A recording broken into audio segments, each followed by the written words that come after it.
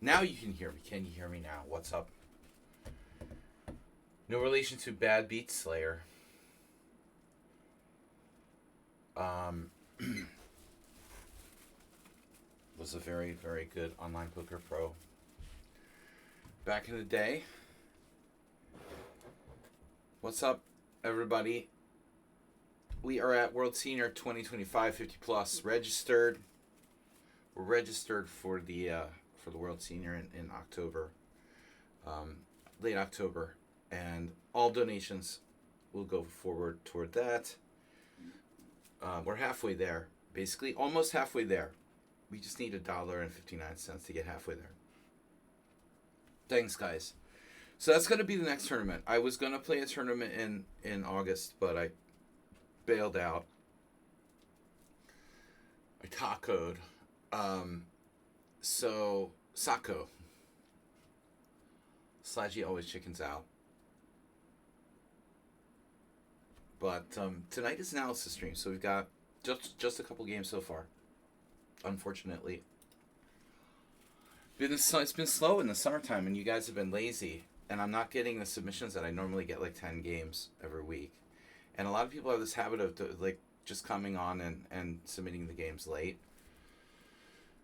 Luckily, I'm pretty flexible. I've got a game from Asterbait, a game from Yefim Geller. The spelling of that is very Yefim Geller, Yeffim. Interesting. Yefim Geller versus Kogan, and I'm gonna ask a question about that. Kogan is a pretty common name, so I don't know which Kogan it was. That's an interesting question. It's an older game. And then Mule Skinner against Marta. We'll talk about that when we get there. What's up, Asterbait? We've got 6 viewers. So, guys, we're doing analysis stream with subscribers. You have to be a subscriber to Twitch to submit a game. And that can include, of course, if someone else gives you a sub. But in any case, the subscriber stream is for subscribers. This is my way of giving back. Analyzing games with subscribers, their personal games or games they've chosen to select and send in. So this is a chance to analyze seriously. Our first game is Asterbait against Yorkshire Badger. Mr. Coffee's here. Mr. Coffee, what's the news? What's the latest news there? Would you rather die by shark or electrocution?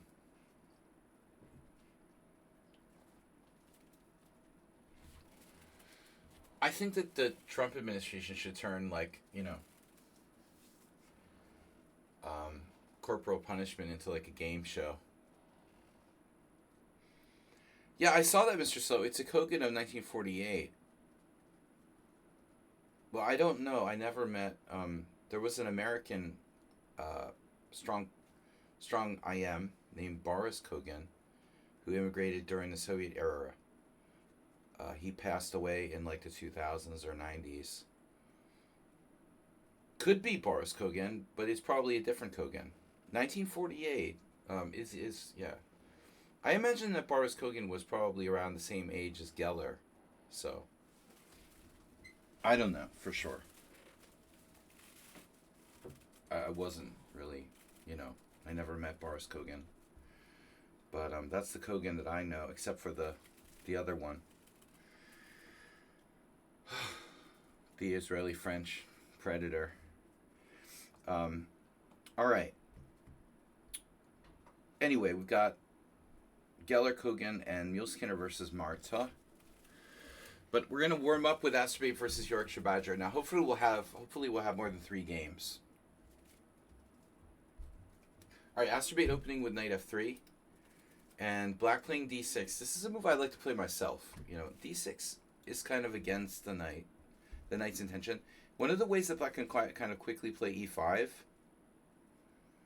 So it also allows Black to play the Sicilian in a lot of cases. So I think one of the reasons why people like to play D6, if White chooses to play E4, we can turn it into a Sicilian. What's up, Mr. Coffee? George Carlin.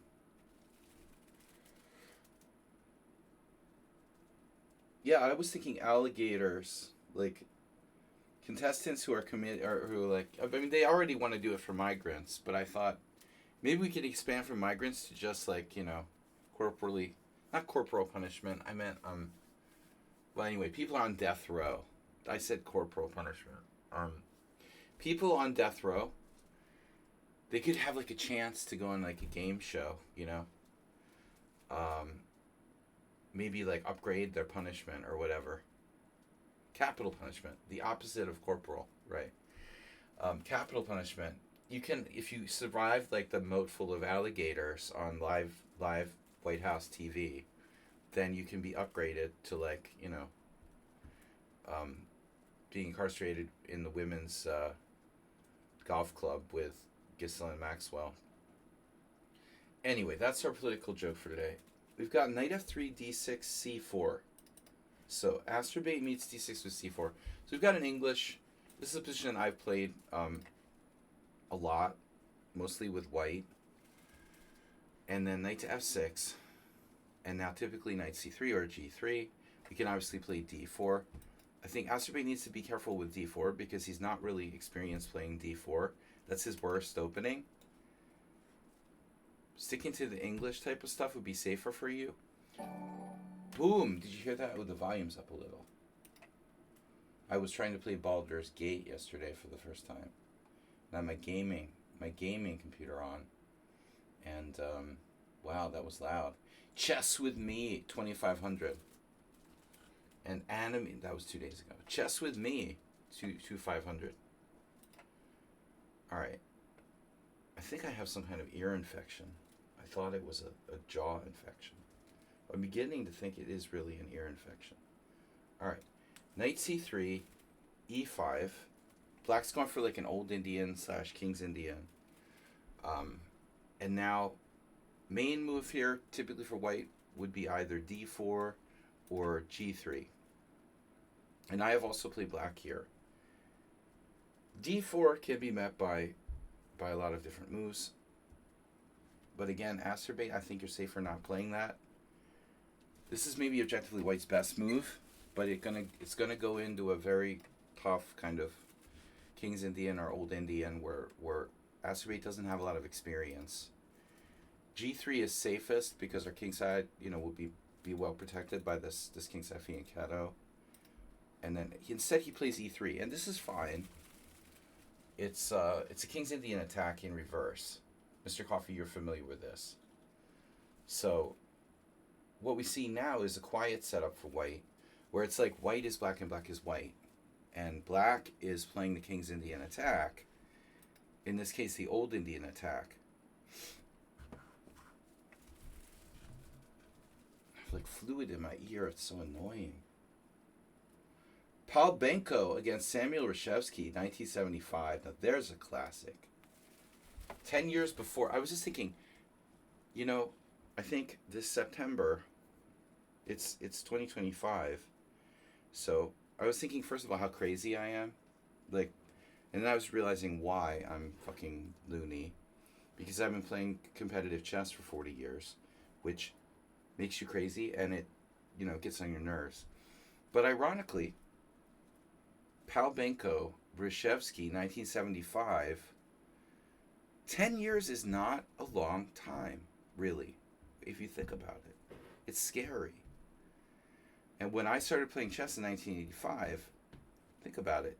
We're 10 years out of Benko, Reshevsky still being very, very, competent, strong grandmasters. By the time I started, Benko was there at the New Jersey Open when I played in 1985, probably, but Reshevsky, I'm not so sure. I don't think so. Just scary. That's 50 years ago. This fall, this Labor Day, it will be 40 years since I played in my first rated tournament. E3, now bishop e7. This is probably weaker than g6 or knight on bd7. Ideally, black's better off putting the bishop on a long diagonal. And a lot of players will play knight on bd7, securing e5 here. If you play knight on bd7, you can wait to or determine where you're going to put your bishop on the next move. So bishop e7. Now, Acerbate should go for d4. Normally we go for d4.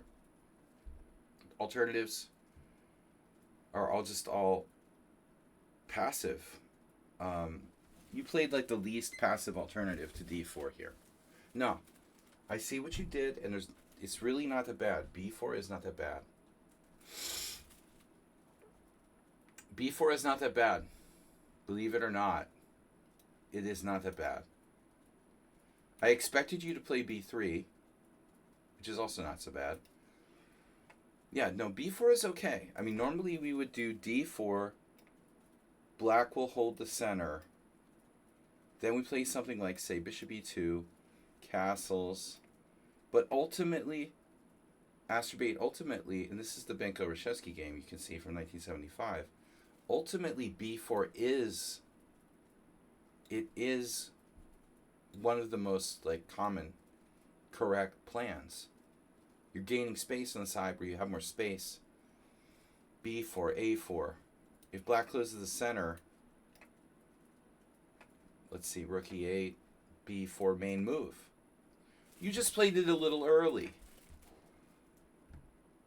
But how bad can it be? What's up, Rangawi? I don't think that b4 is a bad move. You're simply transposing to a form of, Polish opening. But black's setup isn't that dangerous. He's playing an old Indian. Do what you want. Okay, now c6. You could also call this a Sicilian in reverse, because it is essentially. You're playing the Sicilian. Bishop b2, good. And now I would expect black to castle, but instead, black doesn't castle. I would expect either castles, maybe even push the pawn, maybe knight on bd7, but instead he plays bishop e6. Now this move, the problem with this move, it's like, well, what does it do? What does it do? I mean, he doesn't need to strengthen his control of d5. He has good control of d5. He just can't play d5 because his e5 isn't protected. Black needs to strengthen control of e5 so that he can play d5 and then have ideal pawn center. So what does bishop e6 do? It develops a piece for the sake of developing it. But it's not really a great move, actually. First of all, it's prone to being attacked by knight to g5. So I think this is rather superficial. Still, it's a move. It's not great. Now you did what you do all the time, where you're oftentimes playing these routine moves. Rook c1, though, okay, it's not a bad move either. This is one of the more appropriate examples of you playing rook c1 I've seen in this kind of setup. Because there's a strong likelihood that black is going to play for d5. And if black plays for d5, you're going to have compensating play along the c file. So c file makes sense here. Okay, rook c, and now h6. And this move to stop knight g5 and in an appropriate moment. Now, for some reason, you don't like the move d4. Maybe you don't like push. After push, here is d5, closes it up. I can understand. So here, what do we do? You can play a quiet d3. Yeah, that's possible. Then knight on bd7, and black's ready to play for d5. Now we should probably consider what our plan is. Are we just going to sit by while he plays for d5? Welcome, everybody. I'm hosting an analysis stream. Subscribers can submit their games, but you do have to be a subscriber. Mr. Kraken Hunter. Oh, no. Oh, no. Mr. Kraken Hunter, a small donation tonight, bringing us up to 15, 15, 15. That's all fives and ones. Is that... Wow. Ones and fives. 151515 5051. That's pretty neat. So very, very generous, Mr. Kraken Hunter, with a $16.74 donation, evening it out to 15, 15, 15. Guys, we have 72 days to go. But I will be going to the United States for 2 weeks in that period between September 25th and, so, I mean, I might be able to throw in a stream or two from the States, but just for old time's sake. We need to get this going. We got goal of 3,000. We're just over halfway there. I think we can make it. Thank you, Mr. Kraken Hunter. All right. So, I think D3, D4, but Asterbait plays an interesting move now. The old flipperoonie. Bishop D3, with the idea of coming back here. This diagonal is pretty weak. I think this move is justified. Now knight on BD7, and he's guarding his E5 pawn. Now there's a problem. Black is ready to play D5. And when he plays D5, he's going to be threatening to fork you. Fork University. Shooting the storage move out. Nice. Storage unit stream. September, be there. Mr. Coffee might be a live guest. All right. So we could play. Yeah, we could play. Weedmaster should come. Weedmaster will come down. We can play. We can play Blitz in the storage unit once I clean it out. Knight on BD7, castles. Yeah. Well, the problem is D5. So Asterbait, I don't think you should sit there like just la la la la la while this guy's ready to play to hit you in the center. But the problem is you can't play bishop back because the bishop takes C4.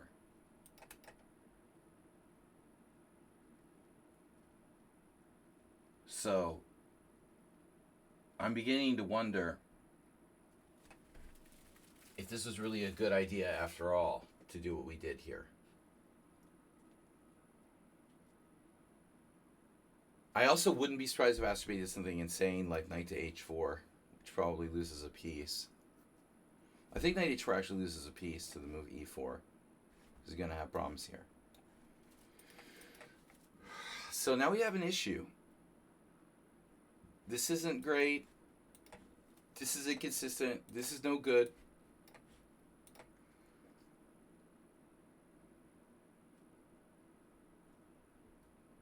If only your pawn could jump over your bishop, you'd be fine.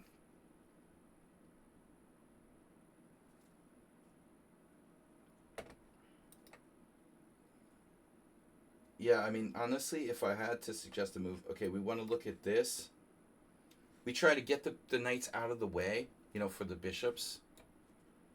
I can't begin to tell you guys how much of a problem this knight is in the Sicilian, blocking bishops on b2, right? And also other openings. Queen's Indian. This is kind of a hybrid of Queen's Indian and Sicilian, what we're doing here with white. But knight is in the way, so this better coordinates our pieces, right?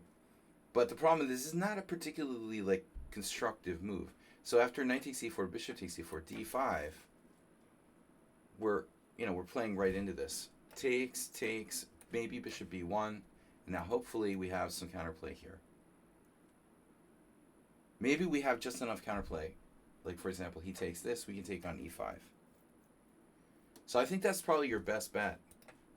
You need to do something. You can't go here.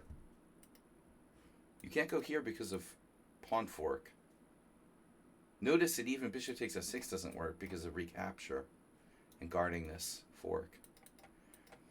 So, this looks like one of your only good moves, honestly.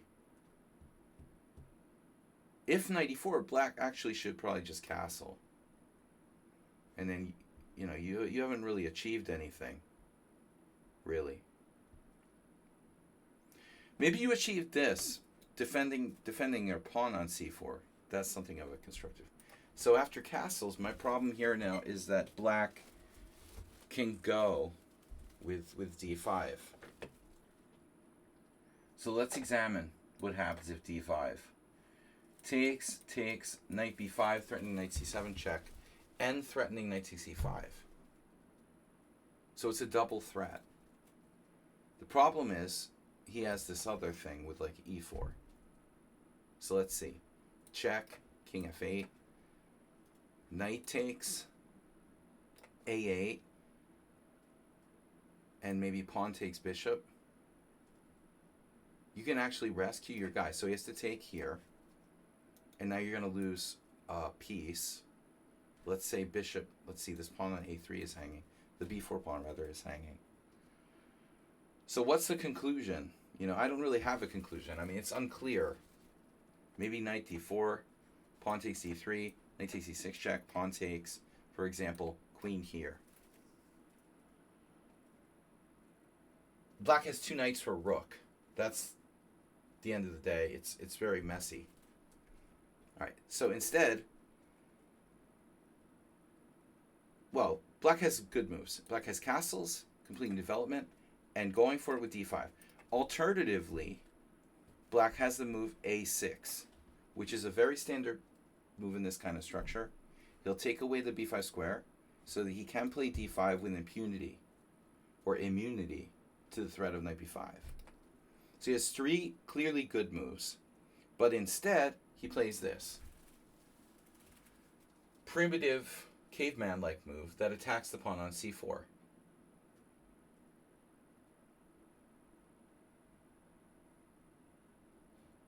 I'm just a caveman. Some scientists thawed me out.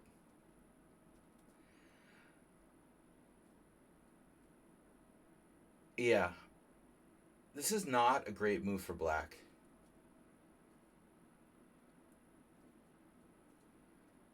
It's very superficial. It is a one-move threat. It undefends the central pawn on e5.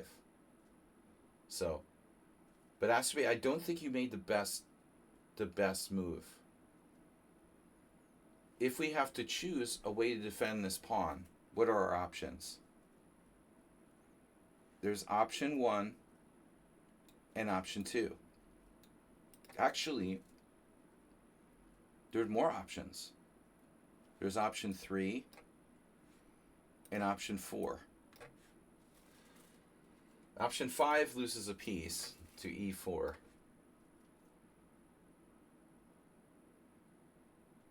Maybe.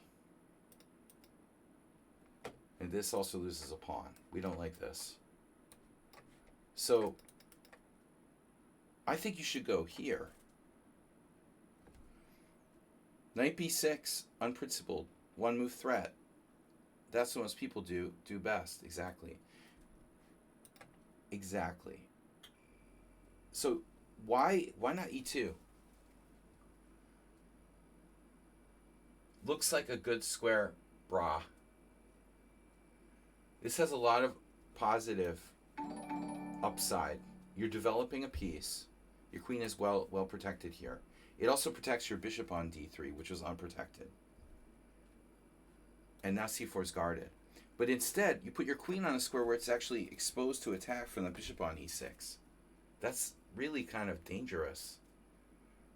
You know, luckily, I'm not sure that black has a concrete way to take advantage of it. Like, if only black could play b5, he'd be good to go. But he can't. So queen b3 turns out to be playable. You're also lucky you have this rook to back you up, because on moves like e4 you can take, and unfortunately, you know, here you have a recapture. And when the smoke clears, the material ends up, let's see. One pawn for the exchange. Does this work? e4. By the way, like, if I'm a caveman, then I play queen e2, and you go here. Does the same thing work? It does, doesn't it?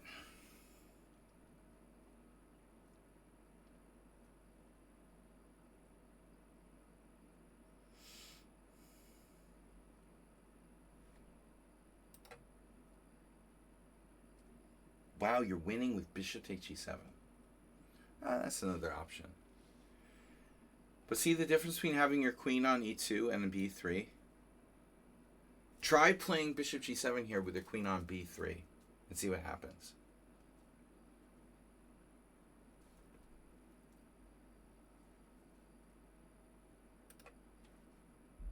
Not quite as good. Apparently it's still good, surprisingly, but black has these complicated moves like, I'm a caveman, I don't understand. 4-move combinations. I can't count to 3. That's too complicated for me. You should have put your queen on e2. Alright. This guy's not capable of coming up with that kind of tactic. He plays this, a6, and now you played knight e4, which is consistent. But now we get to the critical situation. So if he takes and you take, he has this pseudo combo. You know, knight takes c4. And this is where things get problematic. You're going to lose the exchange here, or at least a pawn. The guy, you know, he's not capable of finding that. 1700.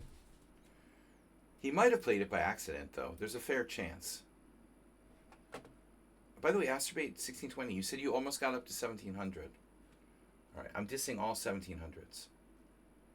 It's not nice. I'm sorry. This particular player, the way he's playing, I knew he wouldn't find this. I was certain. Knight takes c4.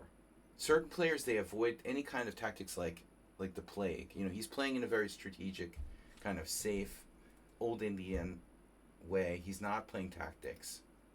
Play the first move you can think of. Knight e4, no. I mean, at the minimum, black can take and play d5. I mean, I think that's probably not so bad. Takes, and then if pawn takes, you move your bishop away. He has f6. I don't know what to suggest. This pawn is really weak here. Maybe d4, actually. Counterplay. Again, your queen is in an exposed position. It should have been on e2. Arsenal fan, good morning. So I'm making a big deal about it, but it matters in so many variations where this queen is. You know, Astrobate, to be fair, your queen is normally oftentimes going to b3 in a Polish type opening. But you're very much, you know, hamstringed here by this position of these guys being forked. So we put the queen on b3 in situations where the bishop's on e2 and you have a pawn like on d3 or something, then it's not as much a problem. But here, yeah, there's all kinds of forks. So a6, knight e4, you got lucky there. Knight on bd7, now back. And now he takes, and now you take. Okay, it's just a position. Black plays f5, which I think is a reasonable move under the circumstances. Clearly he doesn't have to do that. Clearly black can castle. But, guess what? You're finally, after 15 moves or whatever, you finally have the capability to potentially play d4. The first time after the opening where you've actually had the opportunity, I would say, to play for an advantage. If you get in d4 here, you're going to bust up this guy's center. You're going to take a space advantage.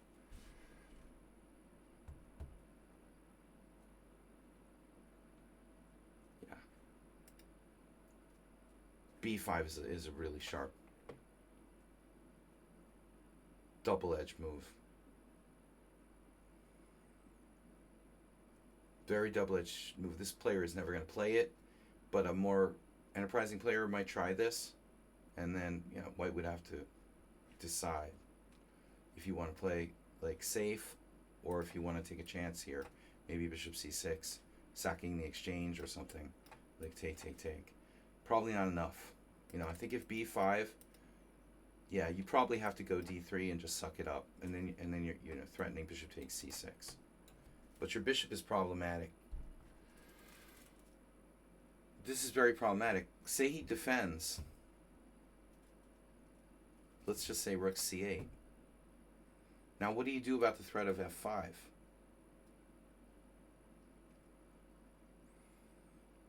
Yeah, we better back off. Knight d2. We have to back off of knight d2, f5, bishop f3. You start retreating. And you're okay. This is the kind of structure you would normally get in a closed kind of Polish type of setup. All right. But anyway, f5, I think a reasonable move. Bishop here. And now this move is not. This is not okay. f5 is one thing. Black should complete their development. Castle.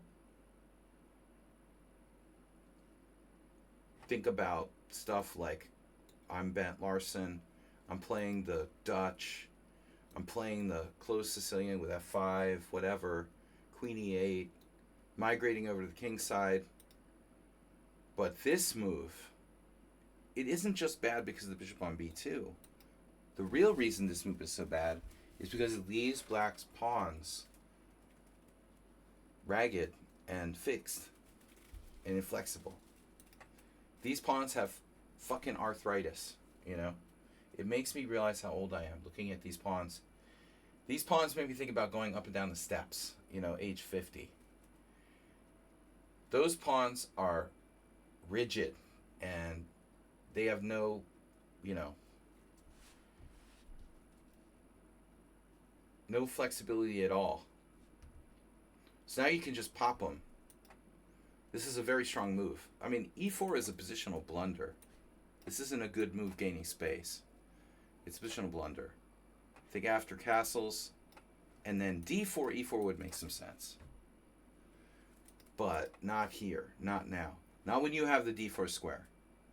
So knight d4. By the way, you could see, you know, some players perhaps retreating back to e1. Karpov, Toure, going for d3. But this is so strong now. So that's a problem. Because you're on this and you're on this.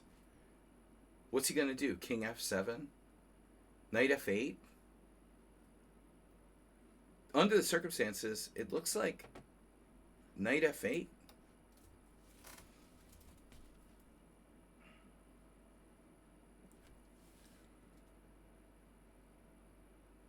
It doesn't look easy to finish him off. But it looks really creepy. Black's position is extremely creepy. You don't even have to take right away. You could probably increase the pressure with a pawn break. Because he can't... Well, I guess he could go back to d7. That's true. Okay. So we probably take and then play to crack his white squares. White has a very serious advantage. Maybe this is the safer. Alright, anyway. So e4, big mistake. Knight d4, and then blunder. And now you're winning after knight takes f5. e4 is dropping. g7 is dropping. d6 is weak. He's not castled. There's no way that black can survive. Bishop f6. Now that's another choice of which nugget you want to take here. 3 nuggets. The magic nugget. You get d6 with check. Ruin his ability to castle. I agree. Check. Here. Here. Here. Check. You never want to just check for the sake of checking, but I think this is a useful move. Since g6 isn't a very good option. He's not like getting away. King e7. And now just snap another pawn. And now you have 4-on-1 central majority. You played the pawn structure like a champion this game.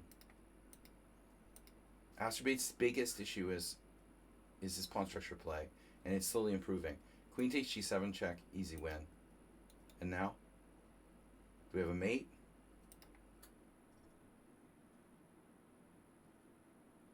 I mean, if I'm being honest, f4, f5 looks pretty strong. So I think on your best day, you probably would play f4. Threatening f5 mate he can't move his knight without dropping his queen. There are some other interesting moves, including but not limited to bishop f5 check. But anyways, check, and then checkmate. Nice. Nicely done. Okay, Astrobate, that's our first game in the books. Good job. I've got Geller, Kogan, Muleskinner, and we've got room for some more games. If any of the other viewers would like to submit a game who are subscribers.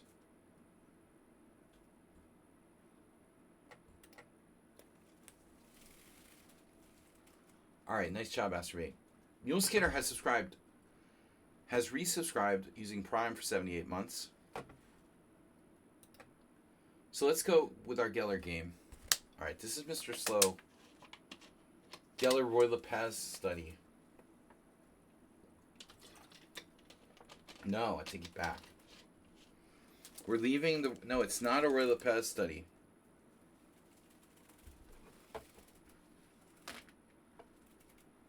This is a Sicilian. This is your brain on drugs. A game of Geller's youth. So I don't know.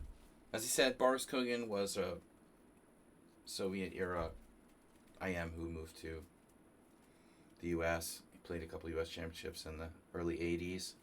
Probably this is an older Kogan. If it was played in 1948, 46. Excuse me, 46. Really very old. Any relation to Arthur Kogan? Kogan is a fairly common name. I've known a few Kogans. There was also Noam Kogan. There was an Australian Kogan I played. Yeah, it's a pretty common name. Okay, e4, c5, knight f3, d6, d4, c takes d4. And so this is a young Geller.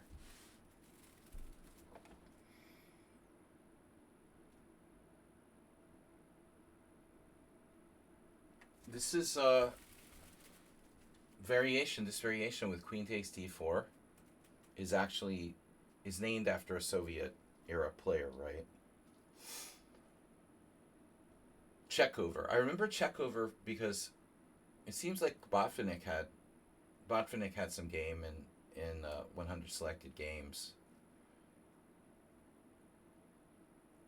I'm pretty sure that Botvinnik played checkover, one of his 100 selected games. I'm just thinking, like, Geller would of course go on to be a leading, expert on the white side of the Sicilian, or both sides of the Sicilian. But you have to say it's unusual to see, and especially 1946, someone play this queen takes d4. When already Soviets were very big on opening theory, obviously, sharing information and whatever.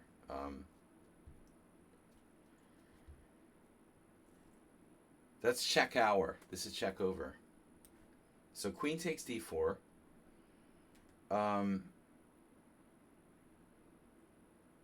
Yeah, an annoying variation for black. I've always struggled against this. There's nothing wrong with queen takes d4. A few years ago, I had a tournament game where I had to play black against Hungarian IM Bokros Albert, and Albert plays this often. And I was thinking back to all the times I had to play against this stupid variation. It's like very easy for white to play, and kind of logical. You don't have to think too much.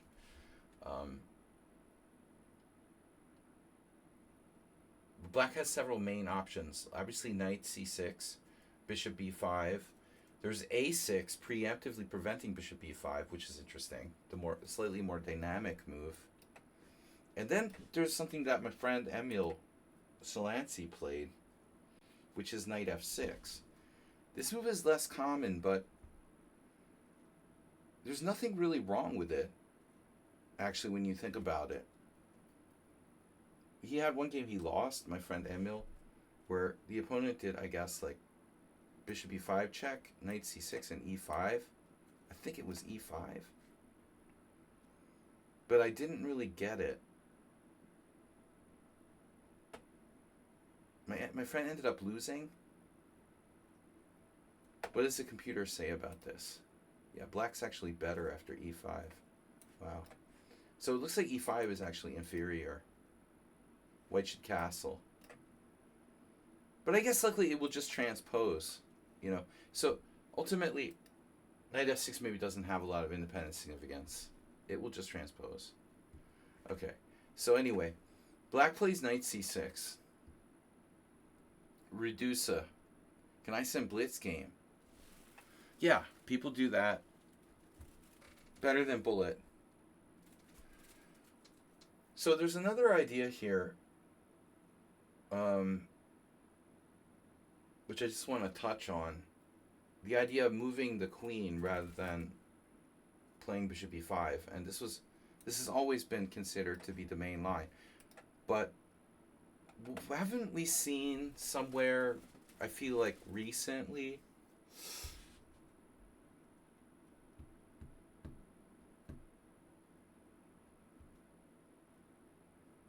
queen d3, there are almost no games, but queen e3, Carlson, Spidler, Hare Krishna, a bunch of games. I mean, white can continue with, I guess, knight c3, bishop d2, castle queenside. If g6, there's ideas of bishop h6. In some cases, bishop e2. Several players have even played bishop h6 here. Queen c3. And now there's a very strange move. I haven't looked at this. Queen a5, forcing a trade of queens. In any case, I don't think that queen e3 should be dangerous. Bishop e5 is the most efficient move, clearly. Queen e2, the Norwegian rat variation. Well, by the way, we should mention Magnus's pet line, right? Which is that. How does that go? That's with knight c3. So this is the other line, you know, that knight c3 thing. We would see this. If you play knight c3 and black plays d6, then you go d4, takes, and then knight c6 and queen d2. And I saw a lot of people playing this, including like Catronius when he came here to play in some open. He immediately jumped on the bandwagon. But I mean, honestly, like, to be fair, how often does this move order transpire? Because not that many people play knight c3 on move 2. And even if they do, most players play knight to c6. And it's still the main line. It's rare that people play d6, specific to Najdorf and maybe Dragon players playing d6. Yeah. So that's slightly similar, but it's not the same. Anyway, mainline checkover variation, knight c6, bishop e5, and now bishop d7. You know, here I guess we have to ask the question about, is knight f6 a mistake?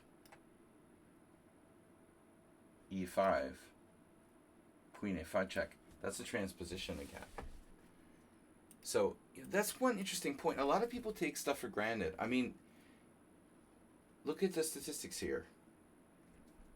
This I have seen. That's a very strange move. I don't know who induced this. It looks like Tivyakov has a bunch of games. Probably a computer-derived move. Queen d7. Yeah, centered game has a lot of similarities, right? a6 feels like a massive loss of time.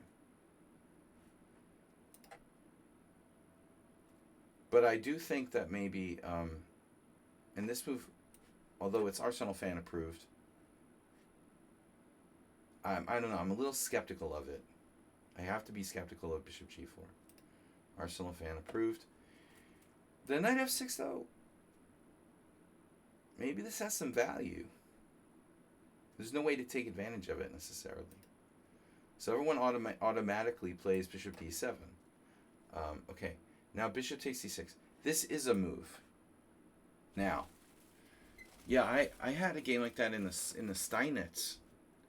That's the other thing it's similar to, Arsenal fan. The Steinitz or Lopez. So if you have like this, I had this the other day. e4, e5, knight f3, knight c6, bishop e5, d6, d4, bishop d7. And then, how does this go? What am I thinking of? Oh, I'm thinking of the other line. Yeah, so d4 takes, queen takes, yeah. I had this the other day. And so now most players take on c6. But interesting is queen d3. Notice, there's only 4 games where this has been played. But 2 of them include Nepomniachtchi and Karyakin. Coincidence?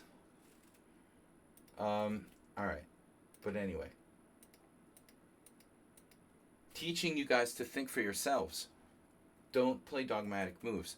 Queen d3 has the advantage of keeping pieces on the board, as opposed to the robotic exchange. So the game stays a little more complicated after queen d3. But we here see the classic checkover variation. Bishop takes c6. Pawn takes is possible. You will see people do pawn takes. And I can't say necessarily that it's automatically bad, but I have noticed that personally I've had a hard time playing with this structure because white often has these sort of pawn breaks that are hard to contain, particularly the c5 one.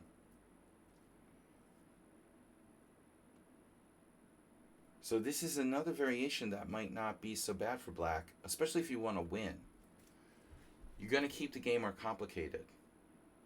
e5. If you're black, you're playing against a weaker player who like wants a draw. He wants you to go into some kind of oodles of theory. I mean, yeah, maybe this is a better way to go. Even if the computer says it's like slightly worse. Okay, I got this game. Reduce, you said you sent it. Where is it? Arsenal managed to find a game. All right.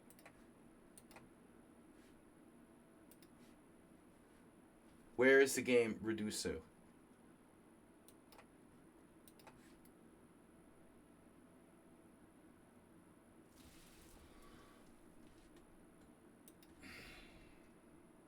Are you chat banned too?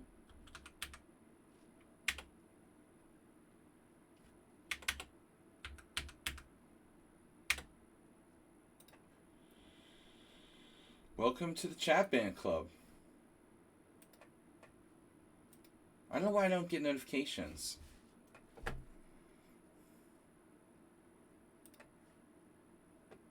Not chat banned, but I don't get, you're like notification banned or something. I don't understand. Really, I don't understand why certain messages like I get a notification for and others I don't.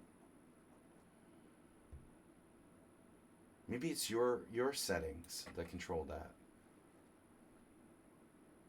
All right, so we're still on Kogan. Kogan is black, whoever Kogan is. Koganovsky. So bishop c7, take, standard line. Now there's two major variations. c4 and knight c3. And I think that knight c3 is the more aggressive. Because if you play knight c3, you can opt to castle queenside. And those are the sharpest lines. I lost to this guy in the World Open, like, Blitz tournament or something once. Gregory Brailovsky. He was like a 2400. And he just like killed me in a Blitz tournament. or he just knew the line really well. After knight c3, they're going to try to attack you on the king side. That's the main line. That's what he plays here. But this is more of a positional move, c4. Marazzi style. We're not going to go for queenside castling. We're just going for a space advantage in the center.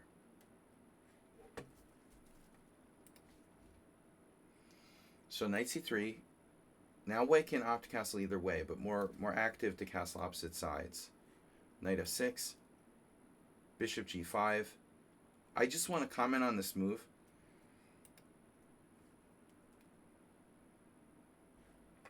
That it is like white's kind of good bishop. He doesn't have another bishop, but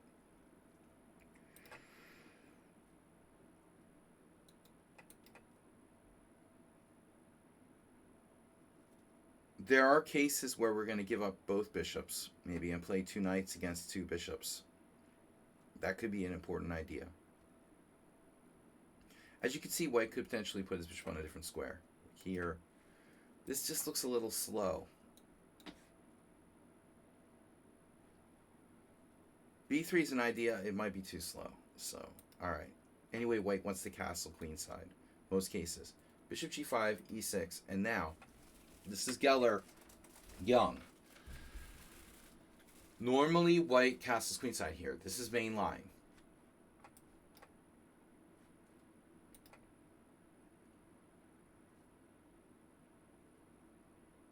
Alternatives. The only alternative is really queen d3, and this is an important idea because this move keeps e4 protected, but it gives the knight the ability to come to d4. That's the idea. That's what you can't go back to like d2 because you'll, in some cases, you'll drop this pawn. So d3 is better if you want to retreat the queen. But the main reason for retreating the queen is to play for knight d4, not just to retreat the queen for no reason. But Geller castles kingside, so this shouldn't be dangerous. This is a young master who doesn't know a lot of opening theory, playing a move that's not, it's not dangerous. Black should be fully okay here. So you can see the statistics are very good for black because strong players don't play this line. Fernandez played it against Helios, and Ian Rogers played it, and then a handful of other 2300s played it, but no strong players other than, you know, those two guys. Only two GMs have ever played this other than Geller. So it's harmless. Without the ability to castle queenside, white doesn't really have any advantage. He's just playing safe. So bishop e7, rook a d1. And now in a lot of lines, the black queen will move, and we can play tactically. Yeah, well, Arsenal, like the variation you're suggesting. There's a lot of cases where black will also recapture with the bishop, maybe even sacrificing the d6 pawn, rather than allowing his pawn structure to be damaged with g takes f. Pure romanticism. I feel like maybe we're going to see a little bit of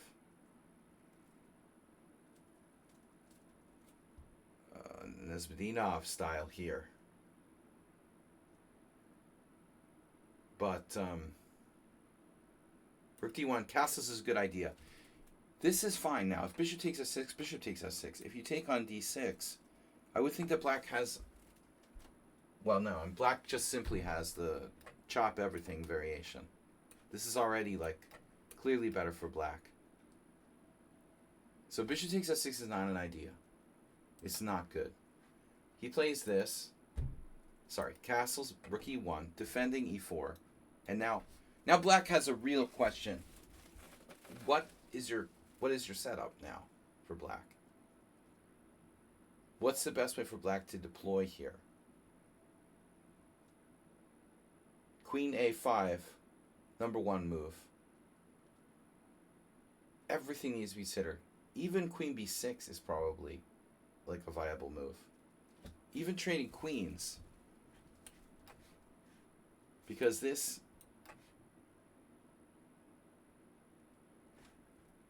pressure here, even that's probably not so pleasant. White has nothing. Just saying. But queen c7, someone mentions e5. e5 loses the d5 square. I'm thinking here we're getting into situations where white will be able to take on f6 and play knight d5 with advantage. So for example, queen d3. Now we're actually threatening to play bishop takes f6, knight d5 with that sort of dogmatic advantage.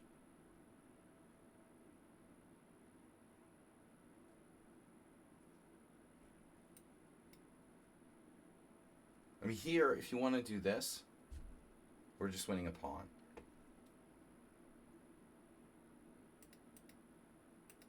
So he plays queen c7. This is the second most common move. And then a lot of beginners will play moves like this. This is ironically what the Spanish Grandmaster did against Helgi.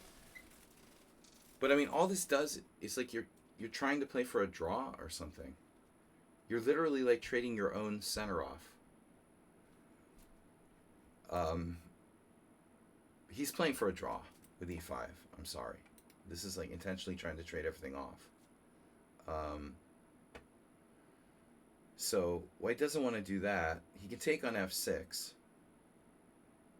But again, what's up with bishop f6? Bishop f6, bishop f6.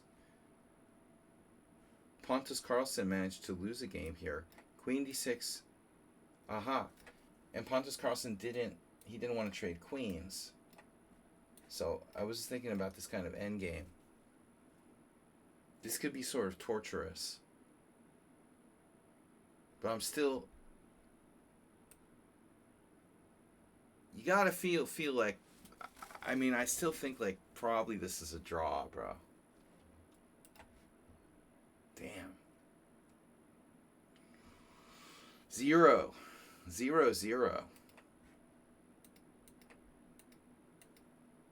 So this is Luis Gallego against Pontus Carlsen 2005. After queen takes c6, black has the simple trade, bishop takes c3, rook f8 equal.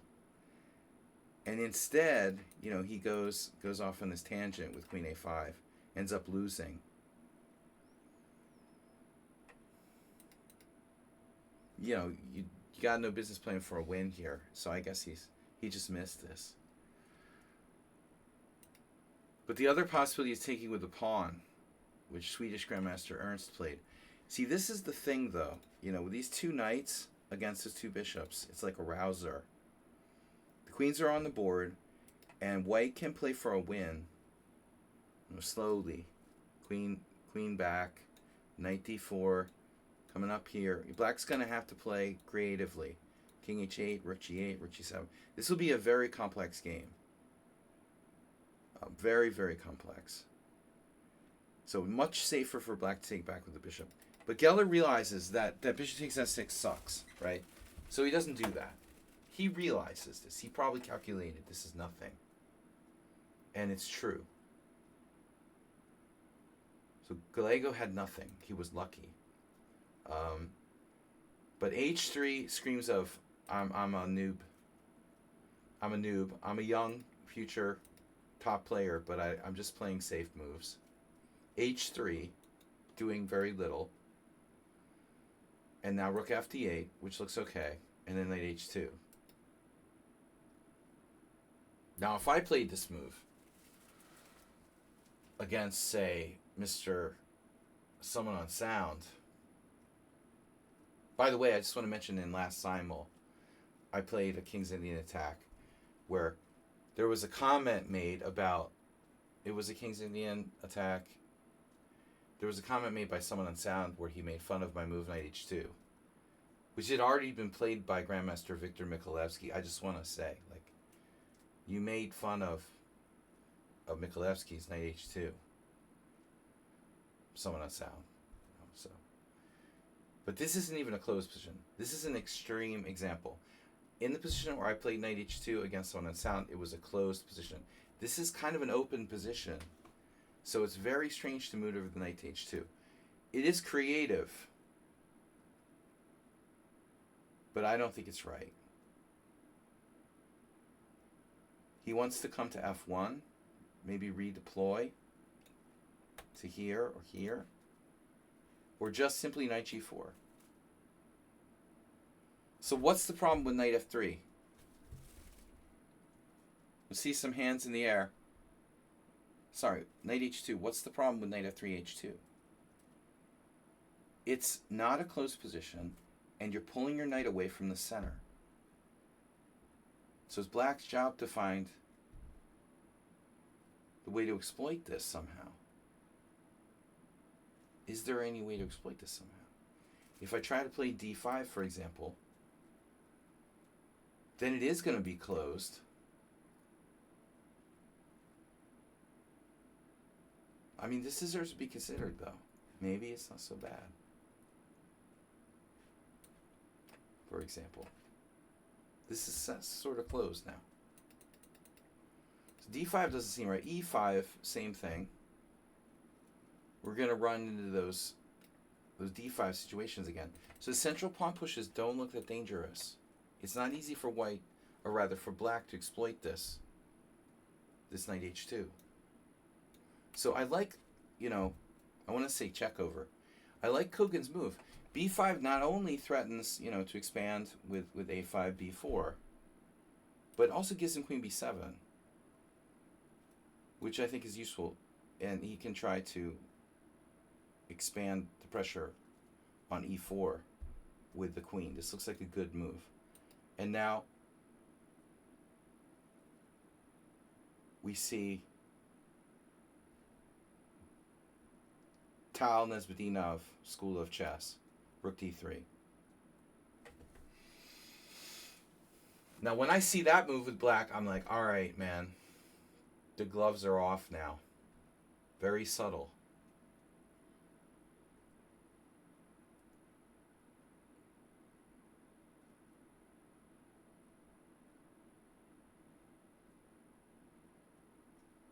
Caveman.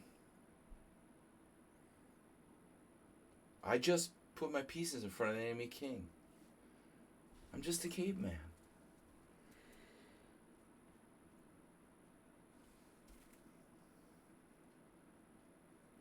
Now you're like, oh my god, that's why you put the knight on h2. To fully cavemanize it. Now one question though, if white goes rook g3, will not black have knight h5? Yoda asked the question, not me. e5.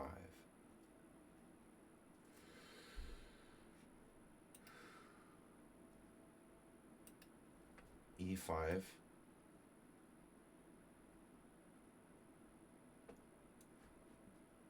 We assume queen d3.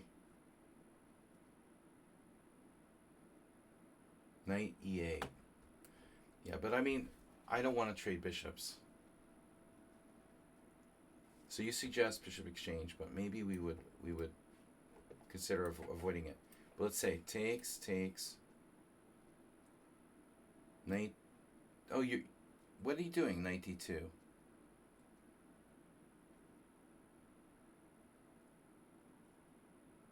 Did you steal a move or something? Arsenal fan, did you steal a move? Or are you saying like... Okay, I don't know. Anyway, rook d3. If rook g3, knight h5 might be a thing. Black now I think should be very careful.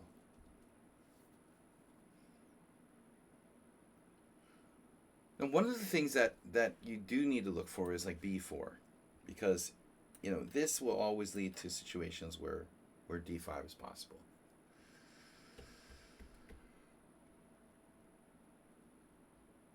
So my first question is, can black play b4? And if white has nothing better than this, what are black's options? Maybe even this is worth a shot. Because after this, I'm not liking our queen position too much.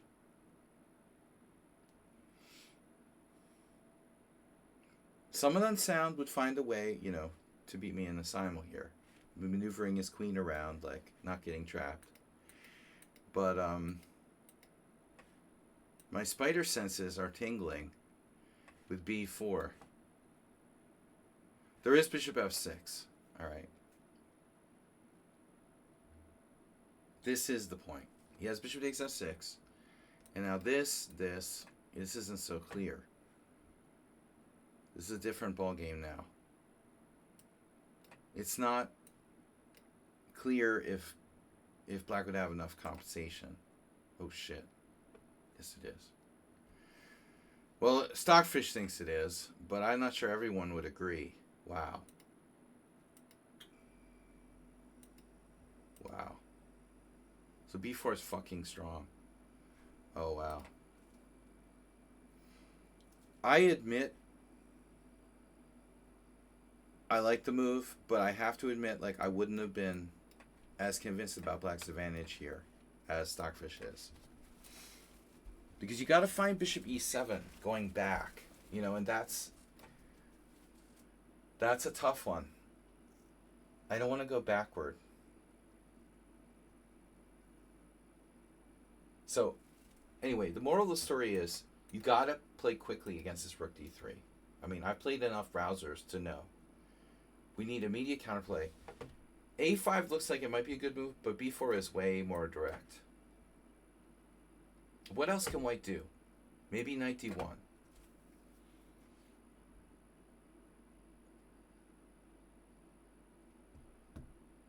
There is,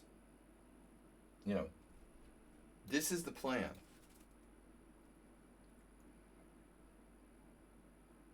Obviously, knight e2 doesn't look good. So, white has to play knight d1. What's up, Miles? And then this looks like a bad idea, but c2 is hanging. So I wasn't sure. Probably black is good here. Somehow. But he has to be careful. Yeah, it's knight h5 is equal. Not so simple. This the computer says is 0.1 advantage to white. I was thinking knight h5, and that's what I said earlier. Check this out. Bishop takes e7, queen e7. You just eat a pawn. Bishop's stupid. And now white's out material. This is exactly what I guess white was hoping for. So let's try this. Let's try this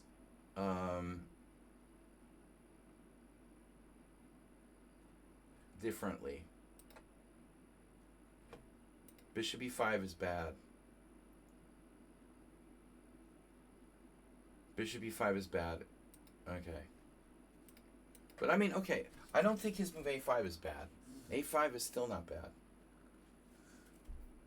And then rook f3. This is really shocking. I have to admit, I never look ahead in the moves because I don't want to know. I want to like experience the game without knowing in advance what the next move is. It'll bias my judgment and analysis of the position. I thought white was going to play rook g3, but he doesn't. He plays rook f3. This is caveman, again, caveman stuff.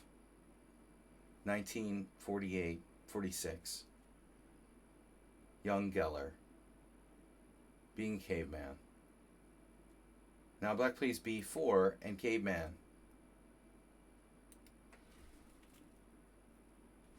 But we have this.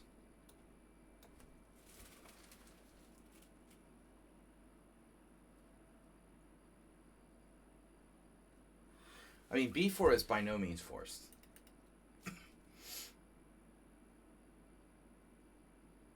Doesn't look like there's any sort of 94 tactics. The typical 94 tactics.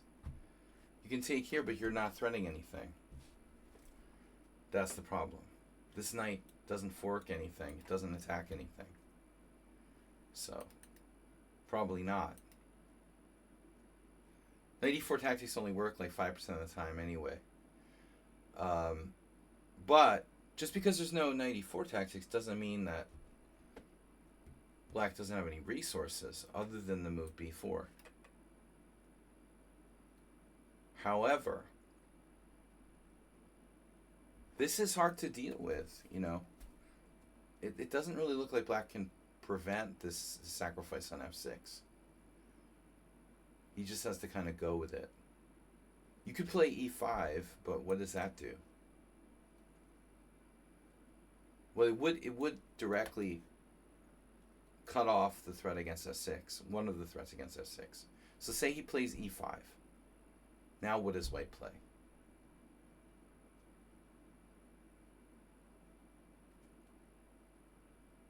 Let's consider e5. A very, very committal move, but still worth considering. Where do I put the queen now? Queen d3 is like the standard square, but you have to consider d2 and e3, you know, as well.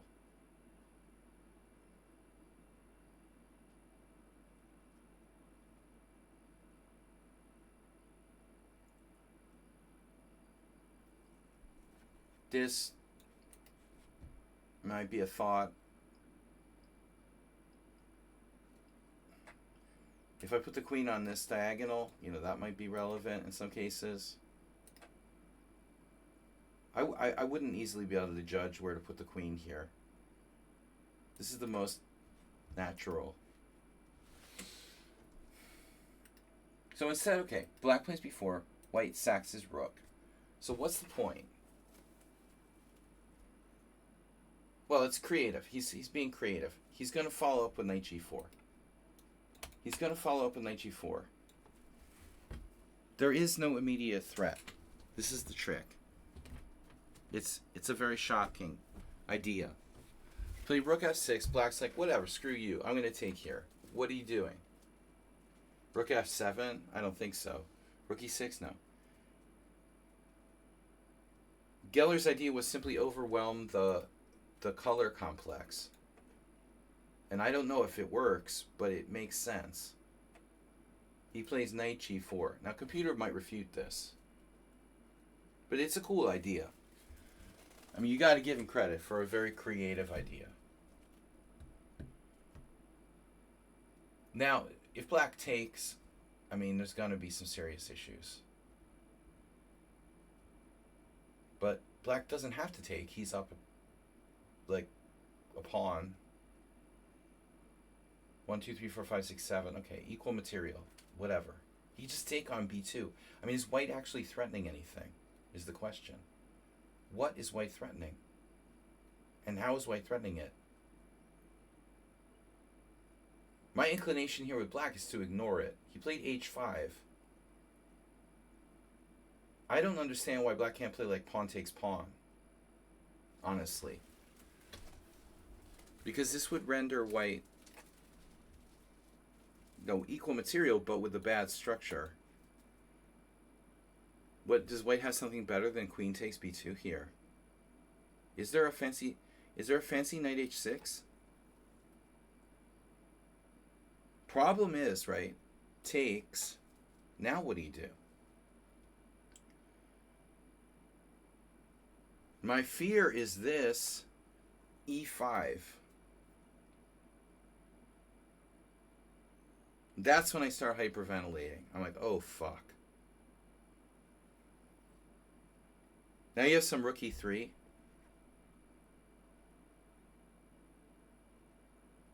You play bishop h4.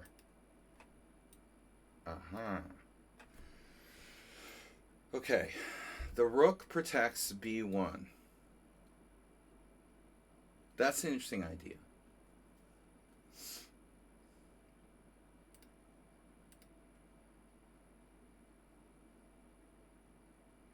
So takes bishop h4.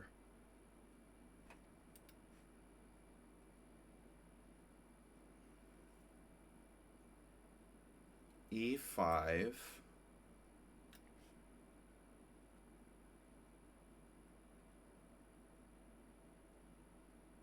Can my king walk over here and like escape?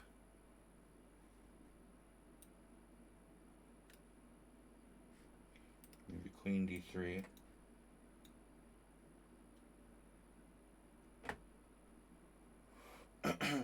Maybe, maybe not. Let's say queen d3. Yeah, I would say take, take. Or do I? No, I have to take. And then run away.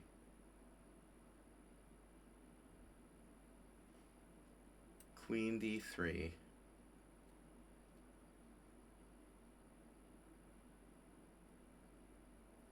King e8.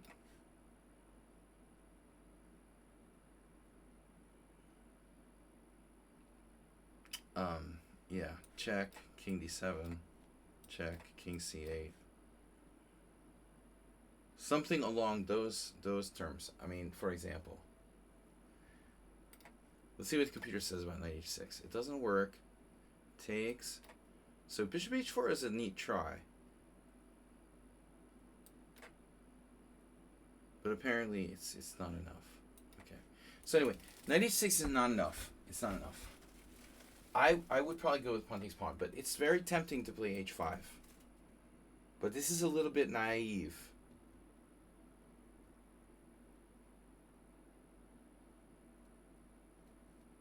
Still, stupid engines. We don't have to use the engine. We're focusing on, intuition. This is a human game. I'm saying I can't calculate that far. And if I can't, why not just play pawn takes pawn here? To me, h5 looks... It's a little bit like disrespecting, White's whole concept. You think, well, it's not a big deal. It doesn't really weaken any squares. g6 is still protected. But still, it does weaken black's kingside in general. So h5 is not the safest move. In a sense, it's kind of a lazy move. So I'm not surprised if white has something here. That idea is more complex now because that one advantage of h5 is that it would provide an extra flight square for our king in a lot of variations. But in this particular case, the fact that there's no pawn on h7 might actually do more damage than benefit. That e5 is going to screw us over every single time. This is still messy, though. I'm not convinced. Alright, h5, and now a really surprising move. What can he play? Yeah, god damn it, knight h6 was the best move. Holy shit, bro. Geller missed it. It's the obvious move anyway. He didn't play it. I don't believe it.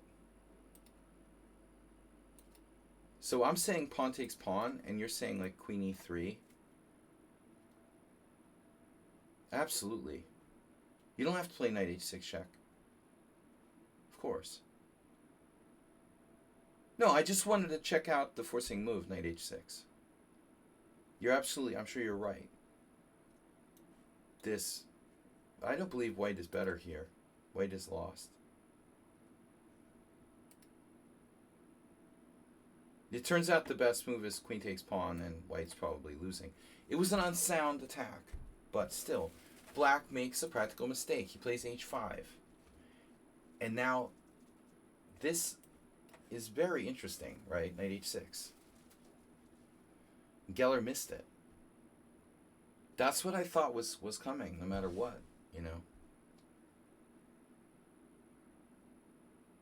So what's the point?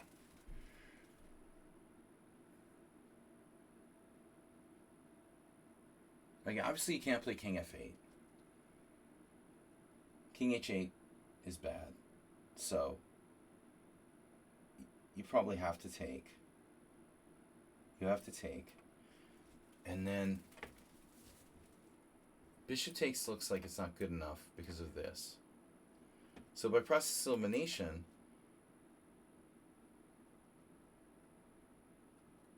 Unless we're going to do like the arsenal attack, we have rook takes h6, threatening mate on h8.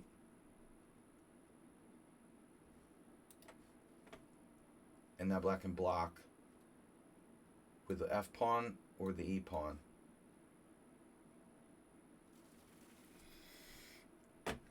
e5, queen e3.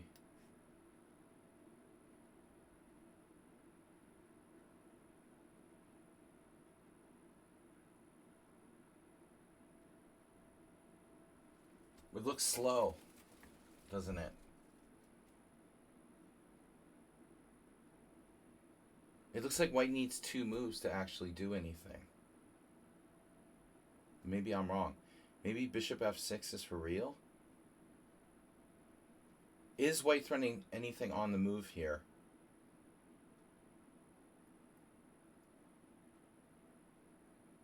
Yeah, I mean, that's a huge idea, bishop takes e4. That could be a total computer shot in any moment, of course. Cheating with the engine? Damn, it's close. It's close, it's 0.6. f6 is just barely hanging on. f6, bishop h4, king g7. Crazy complications. Bishop f6, rook f6. And then you can't take the rook. Oh my god, bro. Yeah, this is Tal type of stuff we're looking at here. Totally in that style. But surprisingly, he goes with bishop h6.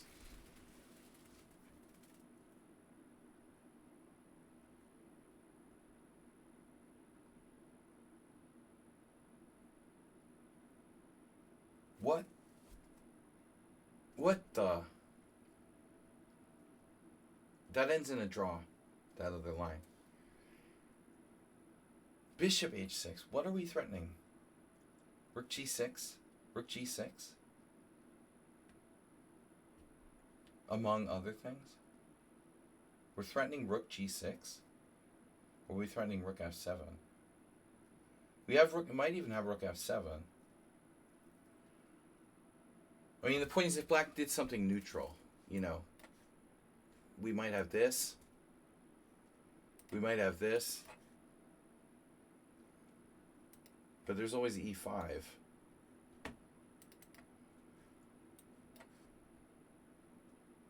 And then there's the question of what happens if bishop f8, which is good to think about. So I don't really have a fucking answer for that. I'm definitely playing bishop f8 in a blitz game. Show me the money.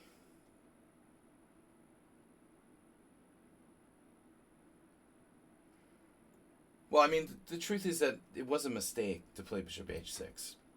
So, bishop f8 wins. Okay. Instead, black played e5. He's lazy, plays e5. It's not as good. This is a huge blunder. Now queen e3. And so now the point is if you play, I guess if you play bishop f8 now we have queen g5. I still don't understand how that works. He should still have bishop f8, no?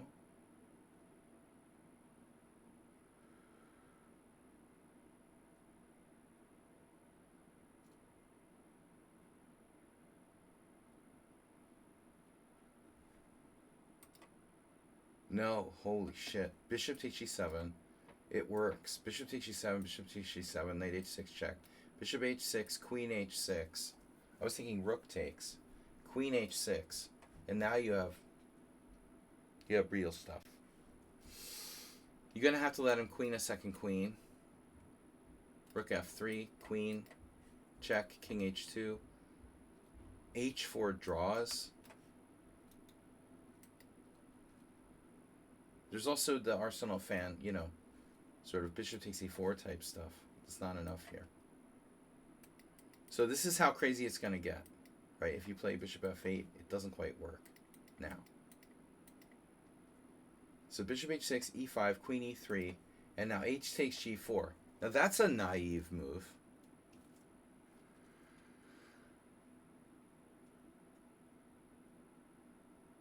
That's not respect.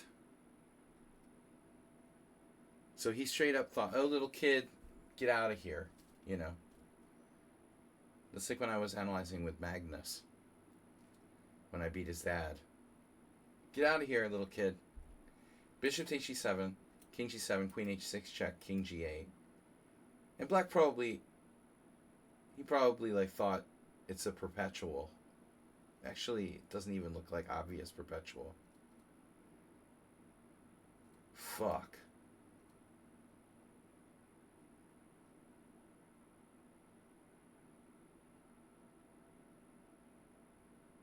That's the point.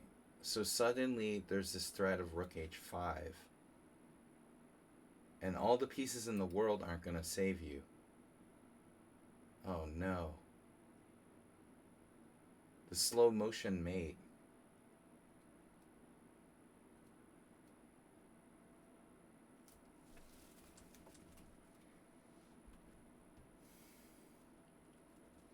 He plays bishop e8, rook h5, and f6.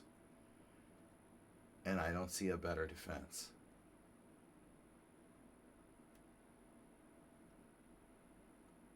Check.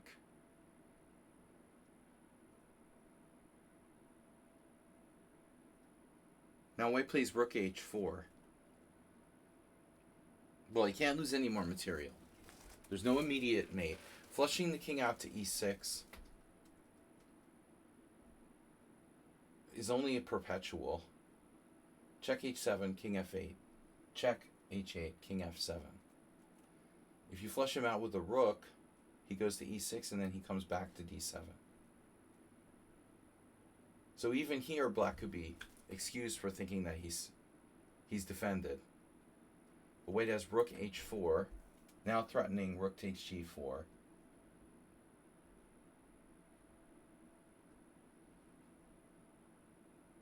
f5 would weaken black's position too much.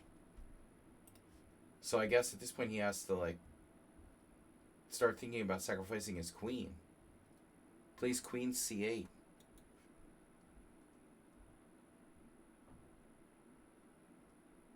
We're threatening rook takes g4 check. So this starts to look like black's lost.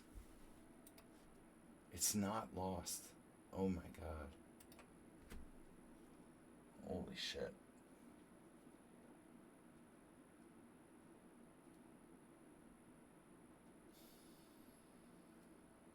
I cheated and looked. That's the only move that doesn't lose for black. He doesn't have any defense. He just has to take on b2. How the fuck does that save black?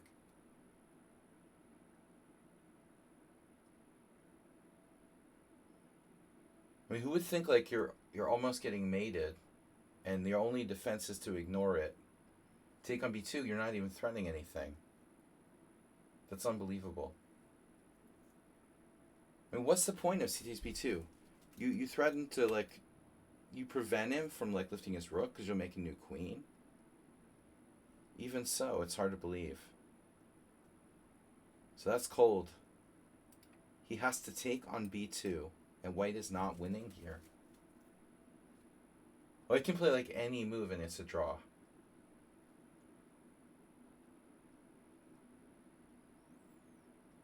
King h2. That way b1 won't be with check when I lift my rook or whatever. This is a really annoying move, huh? So maybe I go with rook e3.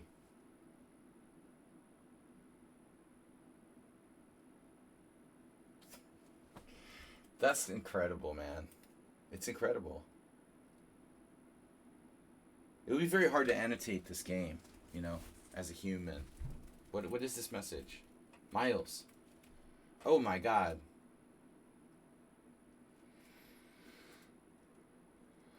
You played one of the Muppets. Alright.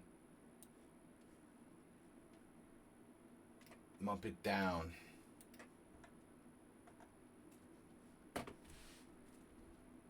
When they were kids, that's what we used to call them.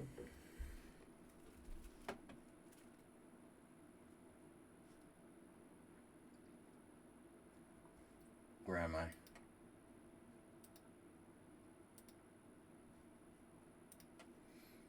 Brujan and Aronian, when they were teenagers, they looked like they're adults with big heads. So my friend called them the Muppets. They had like bushy eyebrows and they had like big heads. They looked like adults in little bodies. Seriously. And Akobian and Aronian both. So the Muppets was funny. They were like 16 and we were adults and we called them the Muppets. Alright. Anyway.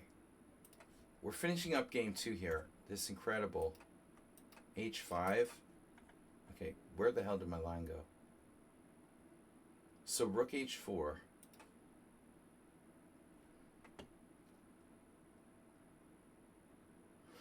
Yeah, black plays Queen C8. So I guess the idea is to sack the queen here.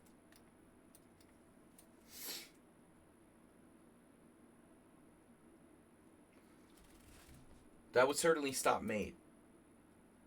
Yeah. But apparently it's not enough. So check, King F7, check, King E6, Queen G7 threatening mate. The king walks away. And this is a really cool game. Rook here. Black's up 2 bishops.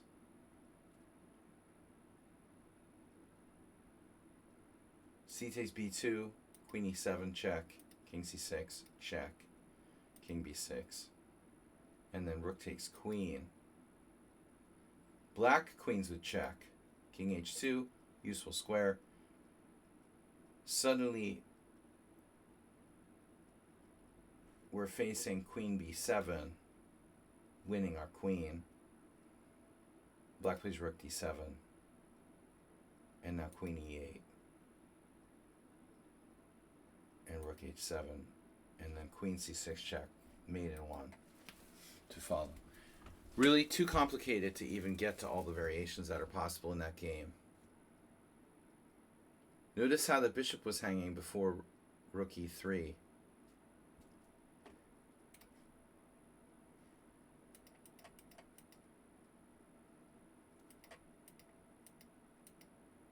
Yeah, he doesn't take on E7 check. He just goes Rook E3 first. Nothing can defend it. Black could play Bishop F7. But then you have, I guess, just take. It's not better. I mean, let's say, okay. Let's take a look at this. Bishop F7. You played pawn takes pawn. My question is there anything in Bishop F7? Because on Queen takes G4 check, you have Bishop E6.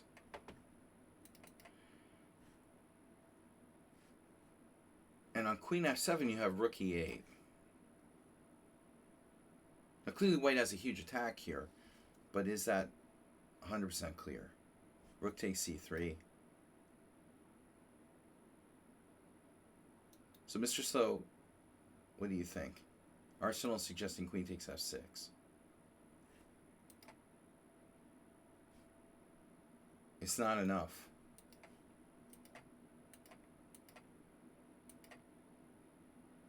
So it's still not winning. Bishop F7 is one of 2 moves that draw. In fact, he could have played King C7 because there's Bishop C6. So this is actually the losing move now. It's ironic. C takes B2 was the losing move. He played it at the wrong time. Yeah, it looks like this line holds. It's very complicated, but Bishop F7, queen f7, rook e8, rook c3, and it's unclear. It's unclear. White has a bunch of pawns for the piece. Black's king is stuck in the center. Okay.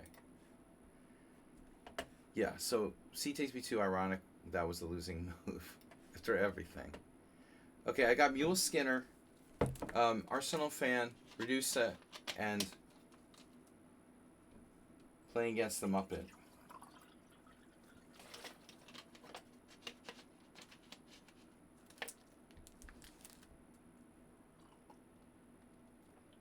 All right. So, this is Mule Skinner. He said he reached 1900 FIDE. He's my age, and he's an adult improver. And you'd think that people get to my age and the rating starts going down. But Mule Skinner has reached his peak. He's now in Arsenal fan territory at 1900 FIDE. But nice job, because the thing about Mule Skinner is that he keeps he's showing us games. He's playing these little kids all the time. He's like, his rating is kind of low because he's not like farming his rating in optimal conditions. You know, play other adults in like a club league, you probably are a little better off. But you play in opens against little kids, and you still manage to gain points, then yeah, he's an excellent player. I agree, Arsenal fan. I think that he's been 1900 strength all along. It's just that his rating is like catching up with him. That's all. Okay, e4, c5. You know, maybe he didn't have a rating when he lived in Denmark, and he moved to Spain and played a bunch of these tournaments, and he's playing little kids who are 1500, but they're, you know, dangerous and better than the ratings. But here he's playing his favorite system, the Grand Prix attack. So, knight c3, g6, f4, bishop g7, knight f3, and now black played a move I've certainly never seen. Maybe the Grand Prix attack is back in fashion. Well, I think that Mule Skinner was prepared to play something other than the traditional move. After this, I don't know, somebody was talking about a4. Maybe Mule Skinner mentioned it. I think like Perelstein tried to promote a4. I'm not a huge believer, but whatever. Anything's playable, you know. But queen c7. This is a strange move. Its only apparent idea is to attack the f4 pawn. His opponent is rated 1673, so, you know. The other thing is, like, knight d5 is like begging to be played. I mean, you're gonna like hit c7 and defend f4 at the same time. Worst case scenario, black goes queen d8 and you go back, and it's like you could try again. And if you want to play queen c7, let me know. Repeat, draw. Okay, draw. But yeah, queen c7, really strange move. So yeah, I would be tempted to play knight d5, but at the same time, yeah, exactly. What are you gonna do after queen d8? Mule Skinner must have thought of this and been like, well, yeah, it's not clear if I'm benefiting from knight d5 or not, because it's going to be driven away with tempo by e6. Yeah. So he doesn't react with knight d5, but you have to keep in mind that the queen could grab the pawn. You'd be safe playing, you know, you're totally safe playing the Larsonian, like d3 or Nimzovich. I was just saying to Asterbate today, I never studied like all of Nimzovich's games, but I realize now that he actually did play this type of setup with white on a few occasions. He also experimented with pretty much every opening with white, you know, birds opening, b3. But Larson later played this type of setup a lot. You know, d3, closed Sicilians with like bishop e2. So, I mean, you could definitely play d3. You could definitely play g3, just transposing to a normal closed Sicilian, when the queen on c7 is sketchy at best. But he goes bishop c4, so this is kind of gutsy. You're really you're taking a chance on him grabbing this pawn, but it looks crazy. Is there a way I can play good players in classical online?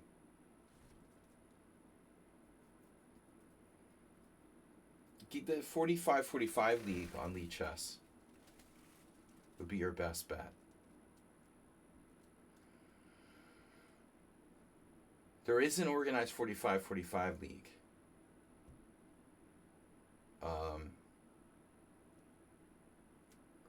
So queen takes f4.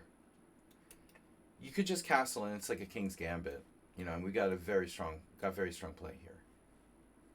So all right. I don't really get black's play, you know, with queen c7, but whatever. Now he goes e6, or she, Marta. It's a female. e6. Now there's this huge hole here. Hello? So I mean, if I'm black here, I'm not playing e6. You know, I'm telling you now. I would sooner play knight here, you know, let the knight come into d5 and then drop it back wherever. Because now you have two problems. The d6 and the c7 square. So you got to imagine that knight b5 out of the gate looks very strong. This has to be strong. Already black is in big trouble. But Muleskinner's methodology of playing e5 first might be fine. Because with this move, you have now two ways to go about getting to d6. Here or here. So I don't know. After e5, if black plays a6, we go to e4. And that's what happened in the game. But I would ask the question here about d5. Because ultimately, this might be a better try.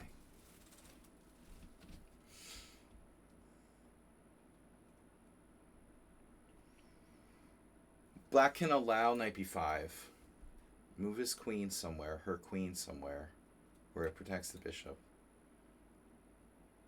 I guess. Okay, this is not pleasant, but why I know I sound like Marge Simpson's sisters, okay? I was wondering what do I was thinking, like, what do I remind myself of, you know? And what's the name of Marge's sisters? That's what I sound like with my new voice. Knight b5, queen c6, knight d6 check, king f8. And it's not pretty, but, you know, our king is in the hospital in honor of Yasser. But that might be better than what happened. So he plays a6, but now we get this anyway. That's it. That's black's only other real option, I think. And now, okay, black tries this. That was their plan. All right. It's a reasonable try. Bishop f8. Breaking 1900. Yeah, you got to go with what you know. Now Muleskinner with a huge advantage, strategically, like, winning position, I would say. But hard to break through. a4 is very tempting, restricting the queenside play. That's what I would play, like, in a blitz game. But to be honest, I mean, black can play b6. Slowly creep out with bishop b7. Is it that easy? Yeah. So bishop f8 goes off this diagonal. And this is a great move, b3. I like it. What about d4? Well, I mean, you know. So, I like this better. Yeah, I agree. Bishop e2, check there. It's very nice. It's a way of trying to use this diagonal. b5, bishop e2, bishop b7, d3. By the way, maybe we should have thrown in my move. If we throw in my move first, right? a4, b6, now b3, then something like bishop b7, now queen e2. I think this is pretty damn good. It feels like black has less counterplay. We're still going to do the same thing with bishop e2. But the way we played it, you know, b5, bishop e2, we got a little bit more tangled up. Our queen can't get in the game here. And of course, this is good enough. But I wouldn't say white is necessarily like winning. And now he trades for the knight. And that is what we call the frying pan in the fire. You know, you're trading one disadvantage for a different one. But who can blame him? I think it's hard to argue that the knight on e4 wasn't worth taking. Now we have different problems, right? Now there's some light square problems over here. So a4.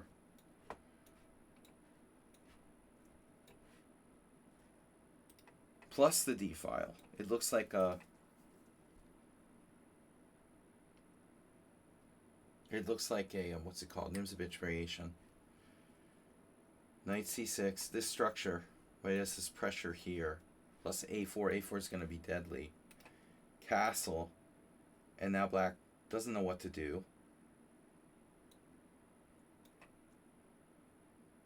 He's afraid, or she's afraid, to play this, which could potentially open up this diagonal. Guys, thank you. HF Turbo has followed. People22 had followed. Please donate and support our next attempt at the World Senior Championship in Gallipoli, in Italy. You can donate a sub. Tuna fish, roast beef. D6. Black is worried about that diagonal. So it's hard to get any counterplay, but you can't castle queenside. You're going to get ripped apart by a4. You know, in the Nimzovich variation of the Sicilian, you would do this. If you have a bishop on b7, okay, no problem. We can try it. But here, black can't castle queenside. So they play h5, and now a4 anyway. And I guess if I was black here, I'd probably roll the dice with rook b8, to be honest. Looks to me like our best chance is to try to just hold, you know, hold b5.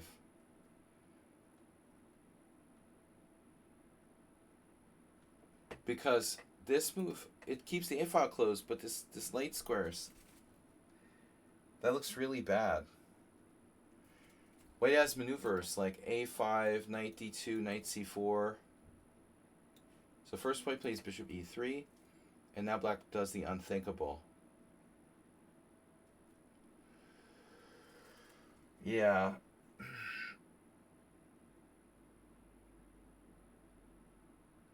Maybe king d8 should be considered. I don't know what to do, man. This is terrible. I think this is the last chance, really. Like rook b8. Try to stay alive. That's the only chance for black. After this, too many weaknesses. But this move is suicide.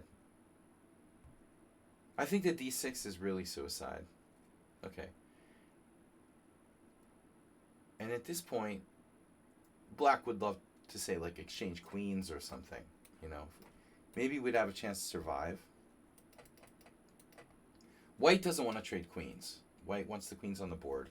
Black king is trapped in the center. White has a bishop pair. Weak pawn on a6. Light square domination. But just when you figure Mule Skinner would probably play pawn takes pawn, and on queen d6, I would say you just like go queen e1, for example. This looks absolutely fine. Threatening rook d1. Black could play knight d4, but whatever. We're just clearly better. Just when you think it's safe to get out of the tub. Is anybody here afraid a shark was going to get them when you were a little kid in the bathtub? Raise your hand. I watched Jaws in like 1975, you know, and I was a little traumatized. Just when you think it's safe to get out of the water, is Shark Week at Shark Week over? Trump started like raving about sharks the other day.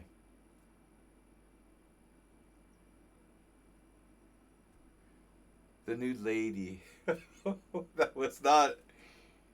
That was real. It explains a lot, actually. F5.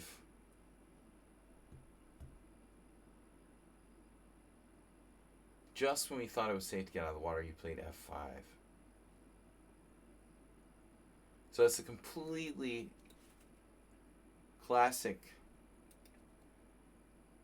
He just lets the e5 go and then goes just completely for this white square break here. Very cool. It looks really strong.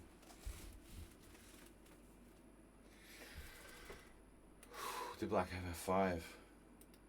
I mean, I would never play d6 in a million years. I would be more likely to play f5.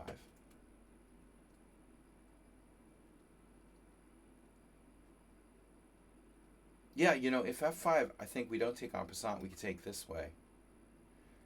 And then g takes f, knight g5, h5 is going to go. So we're probably winning there. So the answer is probably no. Well, if you did it, no, you could do it, but you'd have to take back that way. And d5 is pretty ugly. Well, in any case, black has a bad position. But I mean, honestly, I think that d6 just like lose. It's just insane. You know, it's like, it's insane. Black's position is already like lost, but you got to make some sensible move here. I mean, come on. Knight h6. You play knight h6. What else are you going to do? White probably goes h3. Take away your squares. Maybe black could play like bishop e7 and try to walk his king over to g7. Like a Gurgenidze or something. Try to hang on. You know, the truth is Arsenal probably f6 at some point. But even then f5 would be dangerous. So there's no good can come of black moving his f-pawn. But d6 is worse. f5, very strong. E takes f.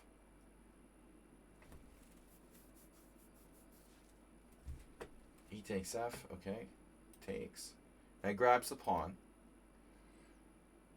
White has massive play. You know, you can see this white square bishop from hell. The d5 square. This. White is almost fully developed. All he has to do is get his rook to the e file. So fg6. And now knight takes g6, not allowing the f file to open up. Okay, d5 is bad. E file. And now knight g5. Oh, goodness. How about that bishop c4?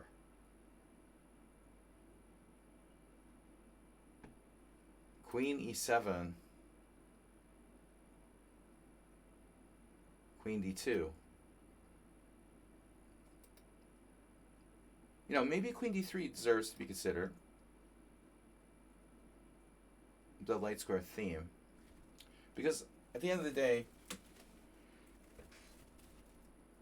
I don't think this knight coming back to e5 is going to really matter too much.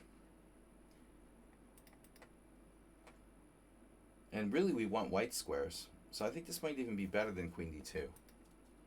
Queen d2, and then the old f6. Another reason why it would be better, You know, you would also have better control of e4. So I think this is better. Okay, c4, you have to consider. But then there's queen d4, there's take with the pawn. Yeah. I definitely like this better. And I'm not afraid of knight e5. I don't care. You can do knight e5. But maybe Mule Skinner has a point. It is a tempo. Queen d2. Now f6. And then a really neat move now. Because you could go here. You could go here and just simply eat the exchange with like bishop f3. Certainly not a bad option.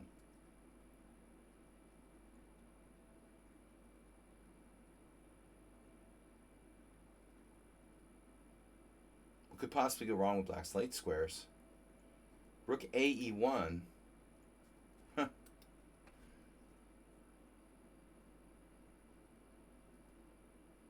Okay, so the idea is that if pawn takes g5, bishop takes g5, and then bishop takes h5. That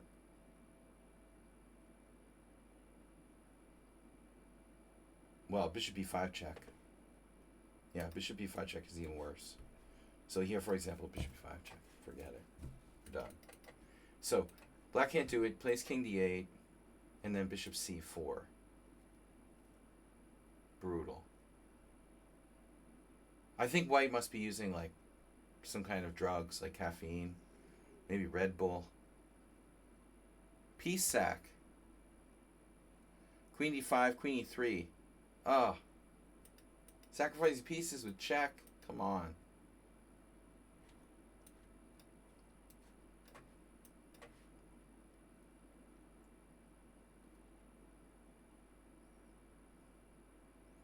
Rook d8 is not an option.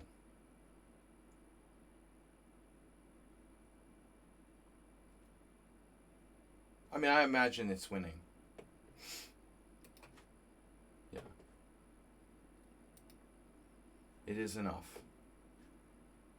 Not surprised. But there's a lot of ways to skin this cat, Mr. Coffee. Knight h6, bishop takes c5. The number one thing is to don't allow them to trade queens with a king that's that exposed. The one thing that white could do wrong. Any kind of queen exchange. Any kind of endgame. Do not let him live to the endgame. Check, king c8, and wins the queen. Winning the queen is better than allowing a queen exchange. And I like here, he doesn't panic. Now queen d5 with a very brutal move. Rook b8, queen c6, mate. Nice. All right, that was easy. Arsenal fan versus Rats.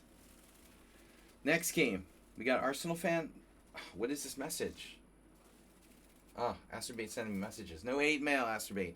Guys, please donate, support the stream. Hype train. It's been a quiet week. I know it's summer. Mr. Slow can't support me by himself. We're up to 15, 15, 15. We're going to need to see some donations, some hype trains, some gift subs, get some other viewers in here. Arsenal fan is up now. Arsenal fan playing d4, no less. This is a 3-0. Okay, I think we got a couple blitz games.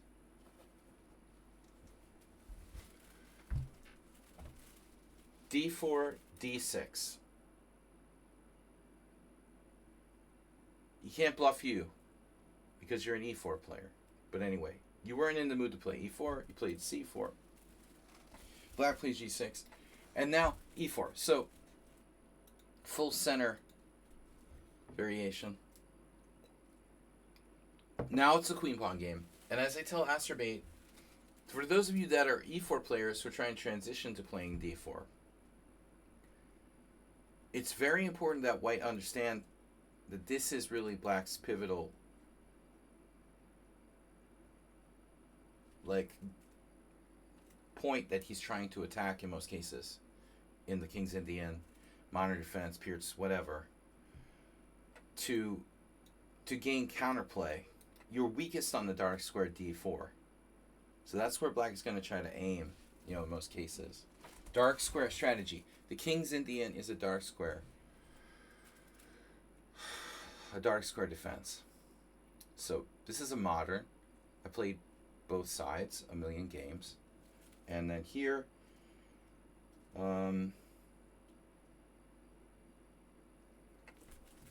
I've had quite a few games. Normally, Alexander Ivanov, we had multiple games. I had a game with Igor Ivanov as well once. But move order here is interesting.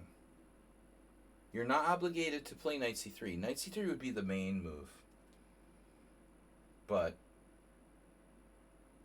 I had a game with someone recently, Mr. Slow, or we talked about the fact that Dimo Werner had played the same-ish with like knight e2. You know, this move is kind of interesting because white can, like Demo did, they were doing some kind of knight, and not just them, I mean, they got it from strong players, but he was an example who I saw. They sometimes move like f3, knight on 2 to c3.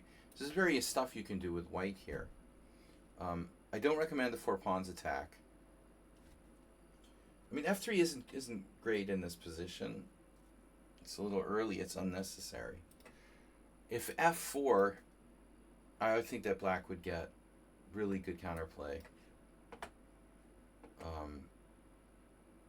Possibly even like playing pawn sacrifices and stuff. So knight f3 allows bishop g4. That's the reason why a lot of people prefer not to play knight f3. I would imagine bishop e3 is fine. I don't know why white's score is so bad here. Seems kind of dumb. Knight f6, f3. It would just transpose to a normal same-ish. So those are your options. Arsenal play bishop e2. An uncommon move. And I will say that the downside of this move is that it doesn't help us with d4. Specifically. Like this move supports d4. This move supports d4. This move supports d4. This move doesn't support d4, but it leaves most of our options there. This move I think looks weak because it doesn't. It's just inflexible, too early. But okay, so black should focus on d4. So knight c6, for example.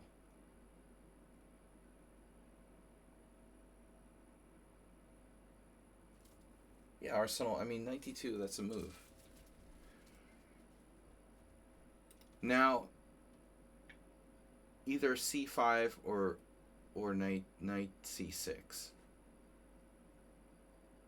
because your move is slightly inaccurate. It's not a bad move, but I think that black should equalize after bishop e2.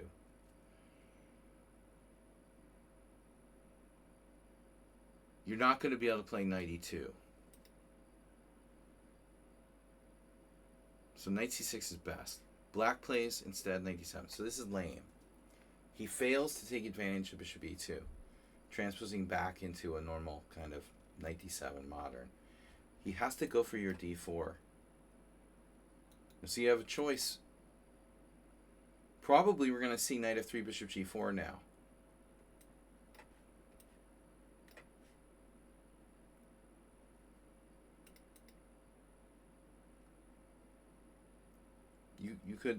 You could also try bishop e3, but now e5, d5, knight d4. I think black has a pretty good position. So I'd rather not allow that. You know, the other experimental thing you do is like push, but again, I think knight d4. Leaves black with a pretty good move position. Your best move seems to be knight f3, you know, and then if they have to go bishop g4, fine. You could try this too, though. This is probably fairly safe for black. I would probably push. And yeah, I mean, it's possible this transposes to some kind of known line in the modern after like 97. There's a few games here. White should be a little bit better. And I think c5 is also okay, but that's like a Benoni. You know, I just don't know. Maybe black could try to do some kind of funky move order, like a Benko or something. How's b5, for example? Valer Kruti lost his Vigentsev. He used to live on my street. One of the IMs used to live on my street. So he broke up with his girlfriend. Or she kicked him out. C takes b5, a6. I mean, Vigentsev is arguing that, like, bishop e2, maybe it's not the greatest move in the Benko. Yeah, you can play b6.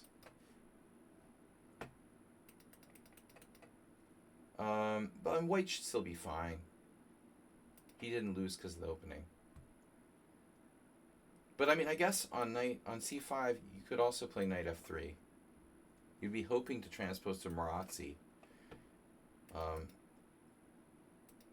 But probably d5 is the best move.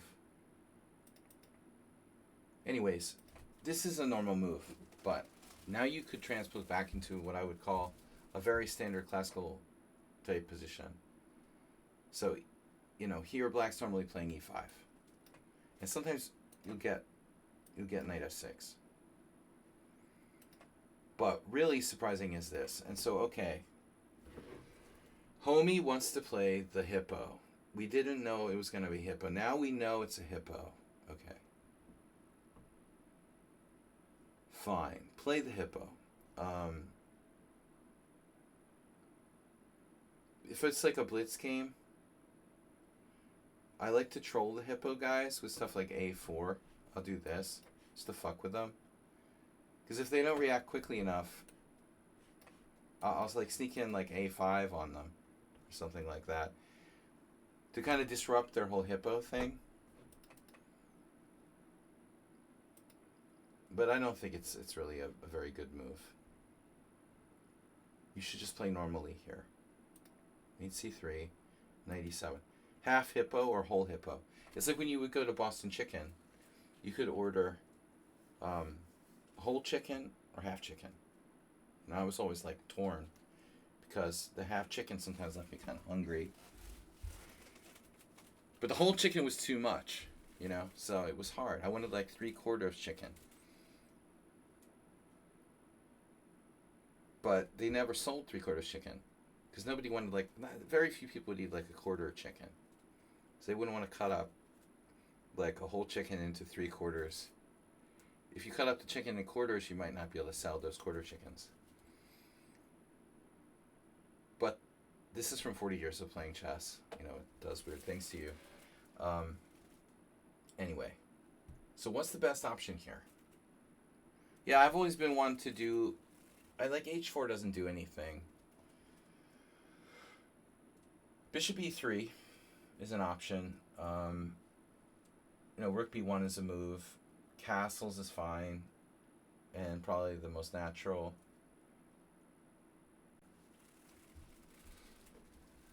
You see a few people playing h4, but I don't think that's really... It's not bad, but it's not really a plan, you know. Bishop e3, I think, is a good move. It supports d4. You might be able to bring this knight back to d2. Some variations. Maybe you don't commit to kingside castling so early. If you play h4, black has to play h6, by the way. Like, this is the only move. Anything else in there, like, lost. A lot of people are, like, noobs, and they'll go here. And this is terrible for black after h5. It's just strategically, like, lost. But h4 is more or less, it's like a cheapo. You know, like, after that, okay, and then what? You know, what's your follow-up? Well, you don't really have one.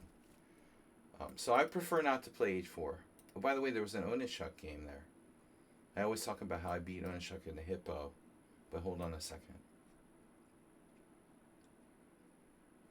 1992. Oh.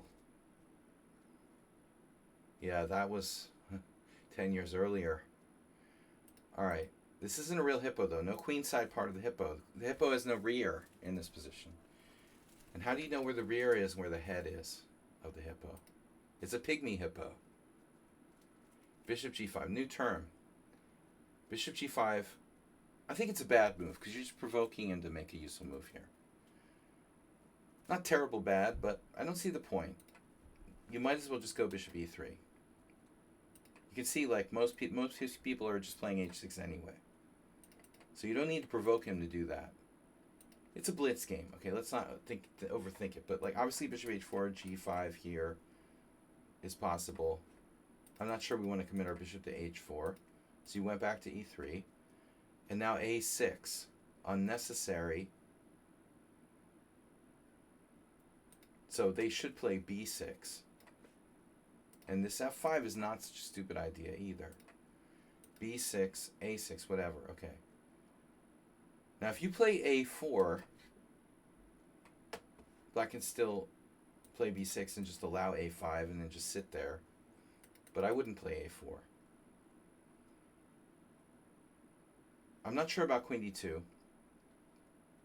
I think that you can play h4. You can castle. You play a4. There's a lot of things to do. Queen d2 looks reasonable. Now we're really in a full hippo. So now h4. Well, black's going to pile up on your e4 pawn.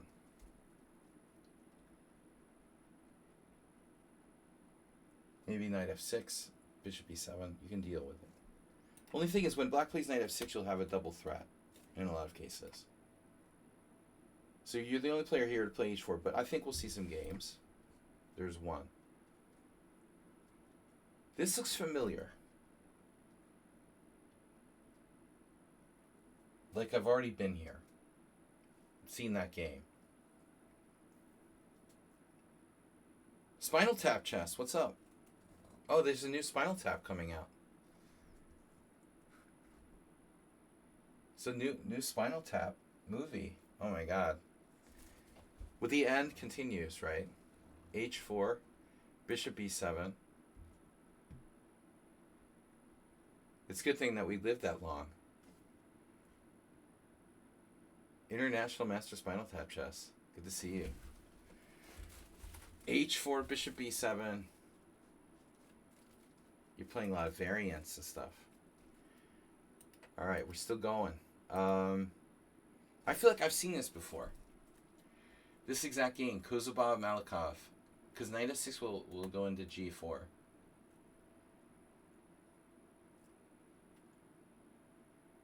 If he plays knight f6 right away, what do?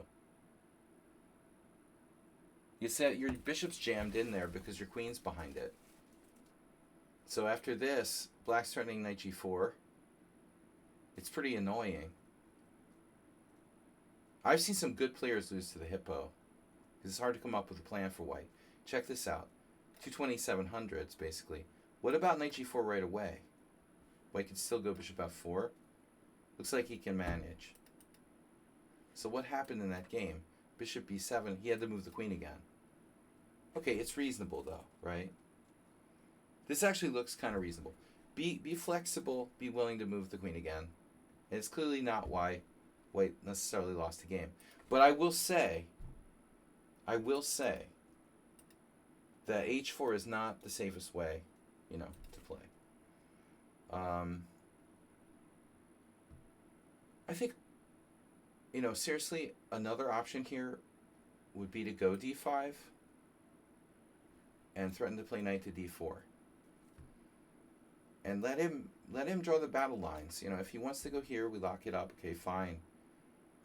Maybe even g4.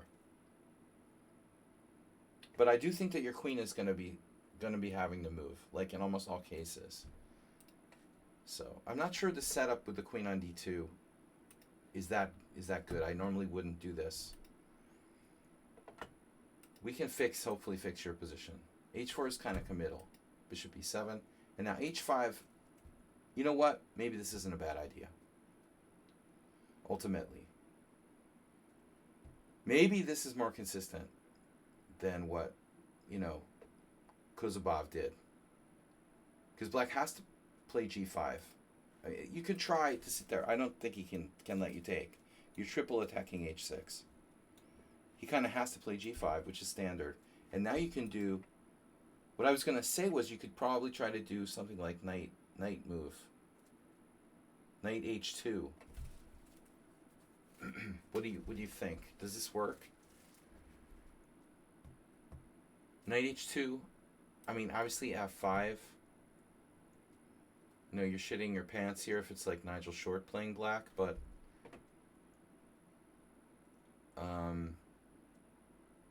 I think we can manage probably. What's the evaluation? Probably you have some serious optimism problems, but that can always be useful. You don't want to shit. The old pants, dude. Or whiz in the electric fence. Do you like electrocution or shark? Spinal Tap. Would you rather go by shark or electrocution? And if you would rather be killed by an alligator or a shark. So I think sharks are cleaner. I'd rather be eaten by a shark. They're just cleaner animals, you know. What if the alligator eats me and I get like salmonella? And I don't like, what if it bites me, I get away, but I get like salmonella poisoning or something, end up dying slowly. The shark, at least, you know, bites you, salt water, you know, it's all good. Castles, dude. What is this talking about sacrificing on g5? What are we doing with the g5? No sacrificing on g5. I say we get our knight and move it somewhere. So knight h2. Obviously, if here, we're fine. No problems there. So f5 is the scary move. What's the evaluation, the old evaluation? Wow, 0. It's 0.0. No, I think f5 is legit. You haven't played this perfectly, but I definitely don't trust castling now. It feels like you delayed castling, and now you're suddenly castling into that crazy side where you've played h4, h5. I wouldn't really blink if you castle queenside here, but that's also going to be very dangerous. You know, any moment like b5 could happen. This is not a safe position for either side, clearly. Whatever. You castle kingside. That looks kind of strange to me. Now knight f6. It's a blitz game. Let's not overthink it, right? So these are both threats. You played d5. So you're willing to sack your h-pawn. And you have the d4 square for your knight. And if you get that in, I think the whole evaluation tilts to white, right? So what does Alexander Ivanov play with black in this position? You know what I mean? Like one of these people who's willing to play a hippo, good player. Can I just go here? Nigel, another model hippo player. E5. But that knight's on f6. Wait, don't I have to do something with that? Like knight to g4. Let's do this. Is this more consistent? Are you telling me you're going to sack on g5 again? Don't start with that. Come on. You don't start with the bishop g5 crap, because they'll just take it and then like take on c3. He'll be down a piece or something.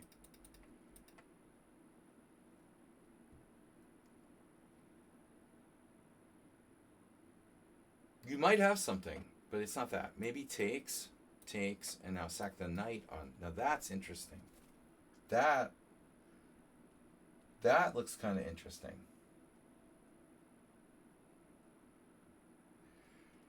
Knight takes e3, knight takes e6. I'm liking this. Still. It looks alright. Alright, so that's not good enough. You have a tactic there for real. So he takes on h5 though. Wow. Yeah, taking on h5 strikes me as kind of materialistic. But black needs an adequate move here. What adequate move does black have? If it's not knight g4, if black doesn't have knight g4, and black doesn't have knight takes h5, then what does black have? Squadouche. Yeah, e5. Yeah, I mean after e5 though, we're into like your position makes sense mode now. I think you just have a space advantage, and it's not a very good hippo for black. Ultimately, you squish him. He'll try to play a5 or something. I don't know. Okay. Let's say knight h2, a5, knight g4. Maybe it doesn't have knight. Maybe you don't have knight g4. But whatever. You have a space advantage all over the board. You're better. It's hard to break through. Okay. But in the game, play knight takes h5. So chop, chop. Yeah, exactly. Exactly. You have knight e6. So takes. Is that important? Yes. Takes back, and then boom. And now you're threatening bishop takes h5 with check. Oh, no. So this is where black is in critical condition.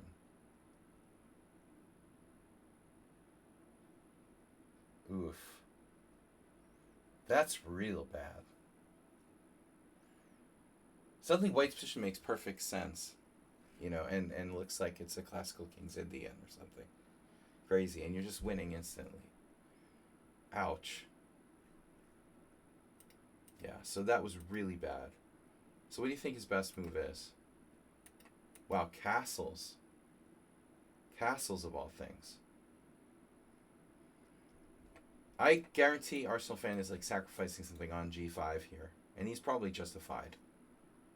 This looks like... No, I mean, honestly, this is probably like... sound. Would probably be a sound piece sacrifice at that point. Yeah, I don't know if I would castle. The computer's other suggestions, like queen d7. Yeah, exactly. Maybe something like queen d7. Because at least he defends e6. In that case, yeah, I think I gotta go with queen d7. Alright, but anyway, knight h5, boom. He's like lost. Maybe you could try castling or something. I mean, it's all bad. This is really bad. So this is last chance now. Last chance for gas. Does black have bishop takes d4? He tries it. Okay. The only try. Bishop takes d4. And you're gonna win. You're gonna win a clear pawn. And you have bishop h5 stuff. Ugh. So you play bishop h5 check. Why do I want to play bishop takes here first? Does it even matter? I want to do this first for some reason. I don't know why. Check. Probably doesn't matter. King f8. Bishop e5. Now black has knight c6. Bishop g7 check. That's not clear. Of course you have bishop takes d6 check. Ouch. That would be really mean. Oh, he did that, and that's not what happened, though. So obviously, he's lost, but... Yeah, actually, no. Obviously, he's lost. That we can just end it there. There's no defense for black here. It's over. Nice. All right. Schumacher stop. I personally like this better. I don't know why. It's probably not as good. You know, he has king g8 here. Actually, no, he doesn't. It does look good. So either way is good. Bishop g7 check here. Yeah, maybe yours is more forcing at the end of the day. I have to admit, I didn't see this. Check and mate. Nice one. All right, good game. He's got another blitz game from Reduce. Miles, you're up last. You're batting. It's like 7-man baseball. You're batting 7th. Actually 6th. 6-man baseball. You're batting 6th. All right. Redusa is up. What time is it? Oh, we got time. All right. So Redusa is black. Guys, this is game number 5. My bad. Yeah. That's why you're batting 6th.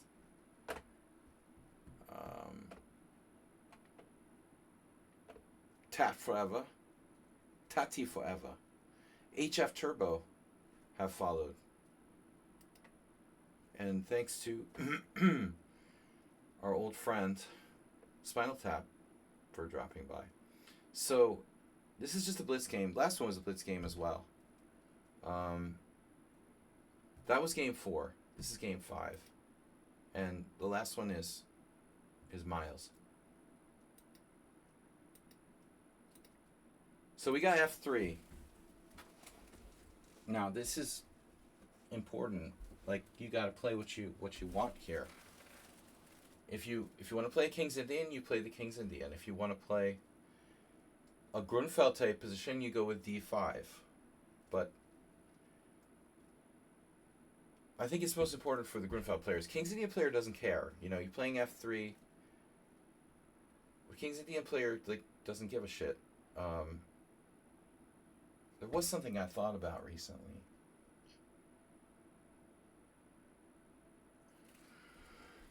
Did I have a game where it went like this? I mean, black could play a very early, like, C5.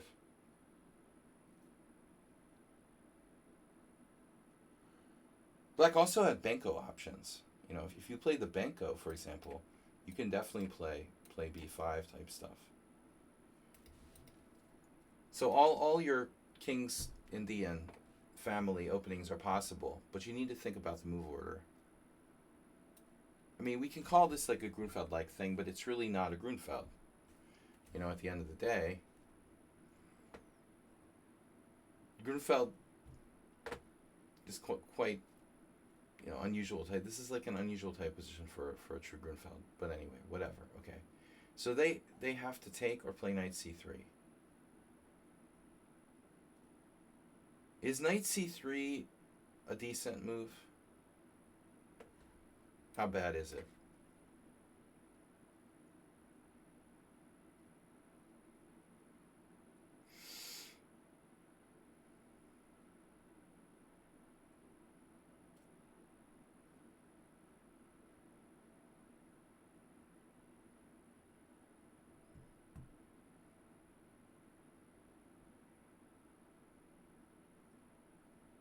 I guess this would just be sort of stupid for white. Just play bishop g7, and then they have a stupid Grunfeld. Even c5, okay. So it's basically an inaccurate move order. White has to take on d5. Now, I don't know if it's possible to do any kind of crazy gambits here. I've never really seriously looked at this. I played the Grunfeld very little with black, and when I did briefly play it, this line wasn't trendy. And I probably looked at some, this is 25 years ago. I looked at some stuff where this line was first being played. Around 1999, Bogdan Lalich wrote a book on the Grunfeld. I remember that. And I remember seeing Jonathan Rowson have a game at Isle of Man. So this started to be played, you know, fairly commonly like 25 years ago, like the late 90s. But there's been a lot of developments in the theory of it since. So first thing I'm just going to say is I don't know if you can do anything crazy like this, but it has been played. Just have a quick look. If c6 takes, knight takes in e3. And now this has been played by Artem Timofeyev and Tom Zak, Katerina Leno, a few people. You could kind of see like Rudolf Spielman being down with this for black, because this is pretty kind of lame.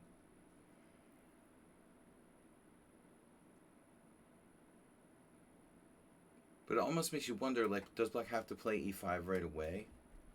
If you don't, then white will be able to play d5. So you're supposed to play e5 right away. Like an endgame type scenario would be okay for black. Check, knight c3, and this.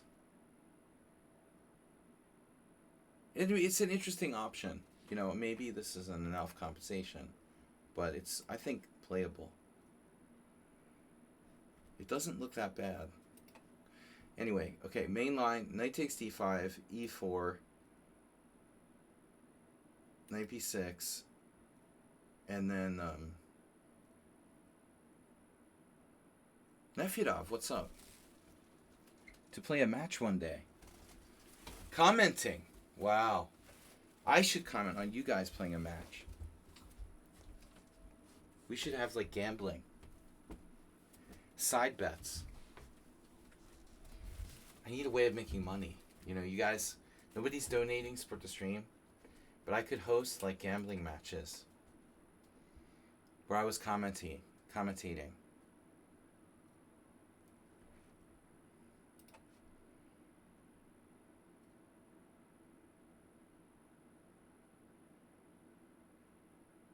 So I'm just thinking, okay. Well, I mean, bishop e3 is a move.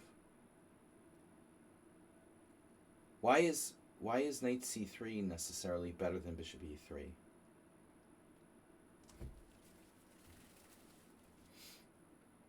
There's 1,100 games with knight c3 and only 80 something with bishop e3. But can somebody explain to me why is bishop e3 possibly not as good as knight c3?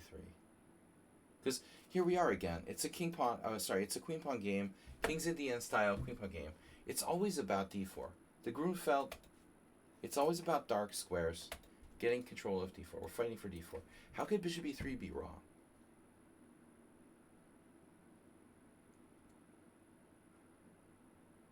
I can't imagine it can be a mistake. You know, it has to be just a move order transposition.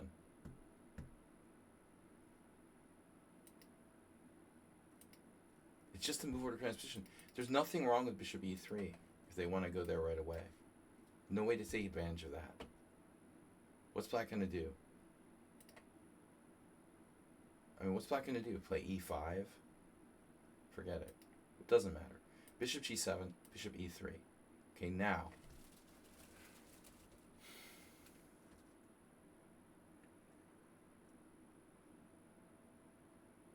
Hard to get in c5, like in the Grunfeld.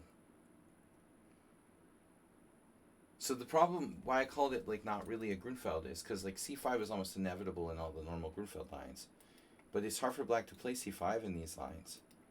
So oftentimes he has to revert to trying to do e5, which is far different from c5. We're no longer talking about trading a flank pawn for the central pawn. We're talking about trading a central pawn for a central pawn. And then leaving black kingside, you know, less well protected. So in these type of lines, queen d2, bishop h6, h4, h5, you've seen Caruana. Actually, who's played this the most? Caruana played one game with white. Carlsen, one game. Aronian, a couple. It's really like everybody played it a few times. Anand a couple times. But there doesn't seem to be any one specific, like, favorite.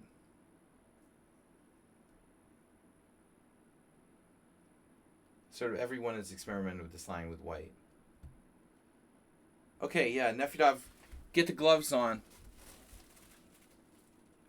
Oh, spectating the English Chess Championship. Michael Adams. I saw some horrible Michael Adams massacre of somebody. Nefyedov. It was like a beginner's tactic. Nefyedov, it was horrible, you know. Michael Adams versus somebody just ripped him a new one. When are these people going to learn to be careful against Michael Adams? Yeah, against Shreyas Royale, yeah. Royale with cheese. What does it take for people to realize that Michael Adams is a brutally strong player and you got to be fucking careful? The guy just got absolutely crushed, dude.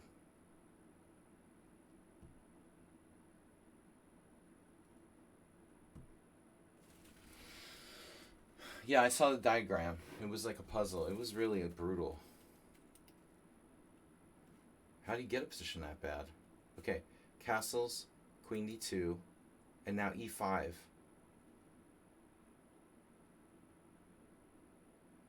So this seems like main line.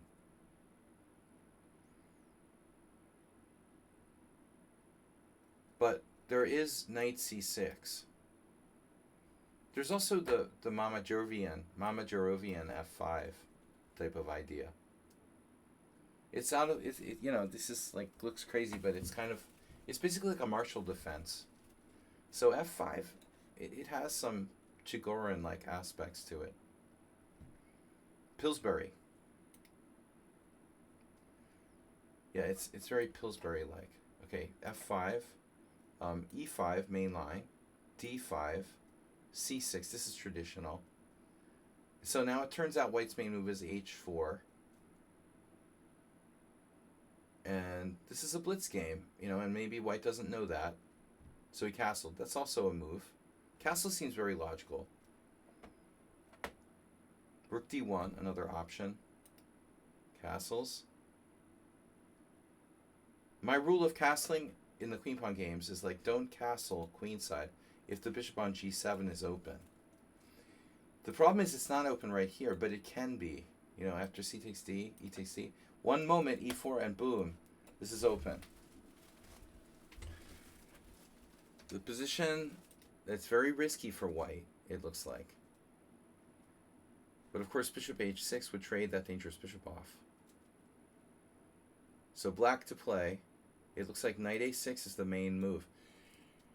Modern knight development, where you leave the bishop open. No way.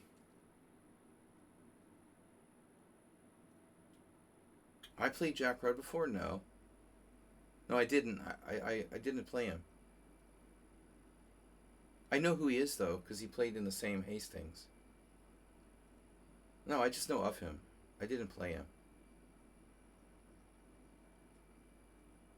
Okay. So knight a6.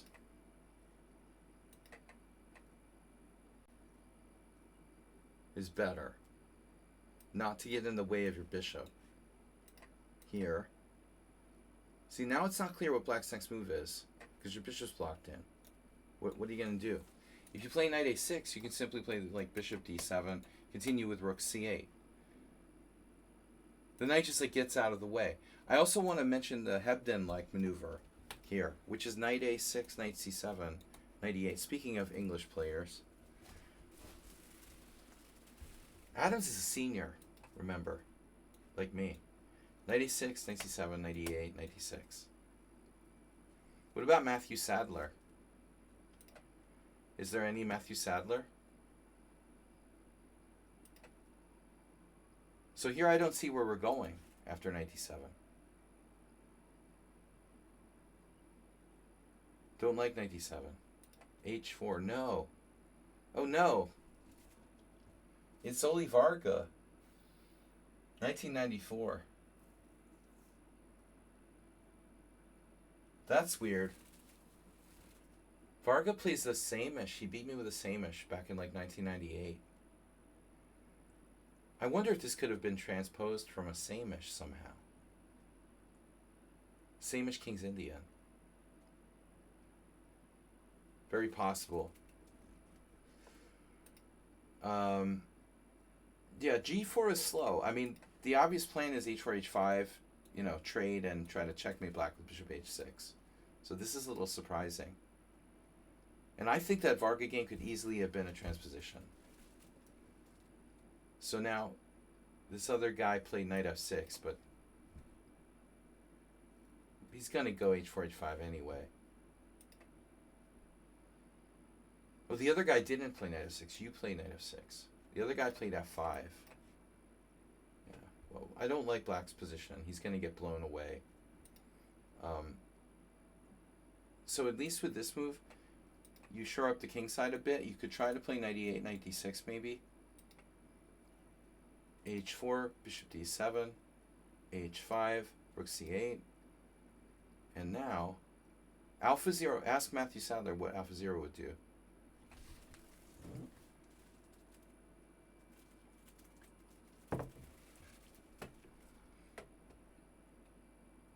Is this one of those alpha 0 moves, like h6?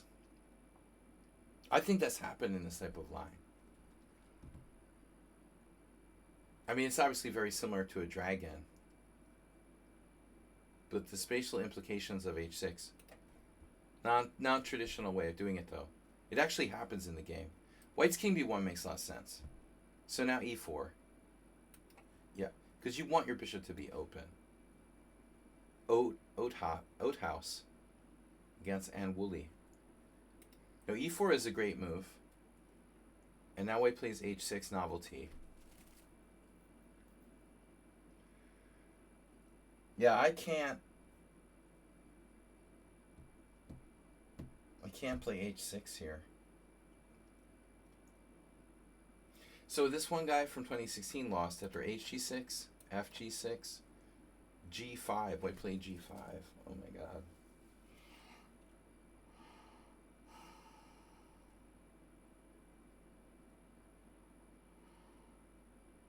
Wouldn't you guys think like bishop h6 would make some sense? I mean, it's clearly not fatal. You could take, queen takes, rook f7. Looks pretty dangerous for white, actually. Black's king is actually safer than white's king. Okay, so new idea, h6, bishop h8. See, the problem is this isn't, you know, it's getting in the game. It's getting in the game. It's not like it's blocked in by a pawn on e5. The only thing that benefits white is the back rank. But I don't think it's going to matter here. So, it's almost like black is like... It's almost like black... white, I mean, is being like materialistic. Like he wants to win the pawn on e4. But what about rook takes knight, you know? This is a very tempting move, bro, you know? I would find myself hard-pressed not to play rook takes knight, because it's not only fun, it's fancy, it leads to total annihilation. I'm not sure. Gotta play rook takes c3 here.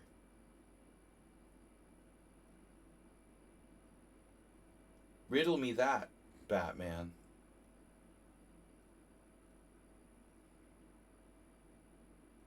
Now maybe it's not enough. Let's see. Okay, b takes, and then we have to take here. And now the problem is, like Arsenal fans said, that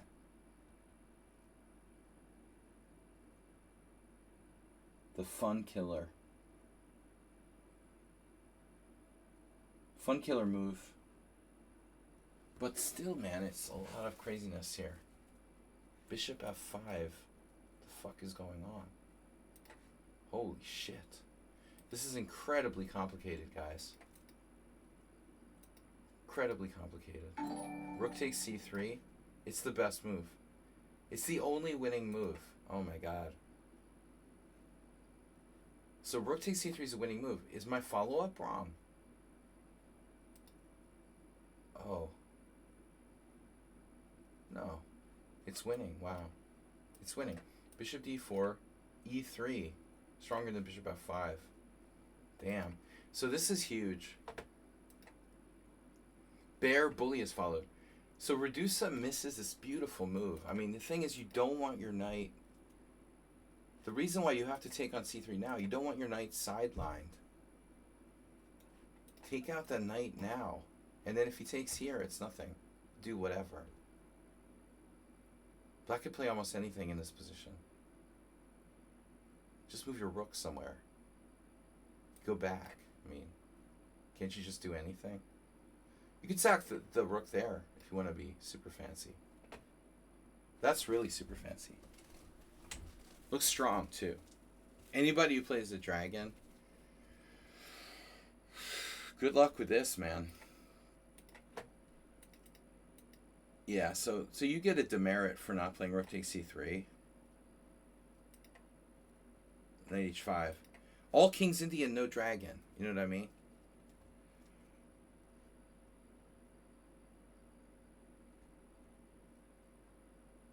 White sacks the exchange on h5. Okay. I gotta be honest.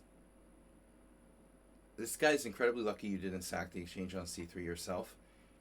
But why doesn't he, like, take here or something? Or maybe... I don't know. It looks reasonable to me. So this is, like, compared to your exchange sacrifice, way less effective. You take... And I thought he was aiming for this type of move. But maybe at this point this is okay. Alright. Maybe white has some compensation for the sacrifice exchange. True. White has a couple moves in a row. You know, bishop d4, bishop takes g7. So you have to be really careful now. Yeah, knight c4 doesn't give him time to play bishop d4. Plus you're on g5. He gives up his bishop. Okay, that's standard. Rook takes, preventing bishop d4. I would easily lose this for either side. But this move kind of kills him because it trades more pieces. Looks good.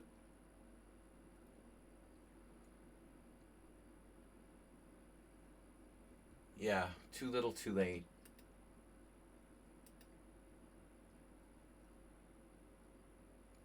But bishop d4.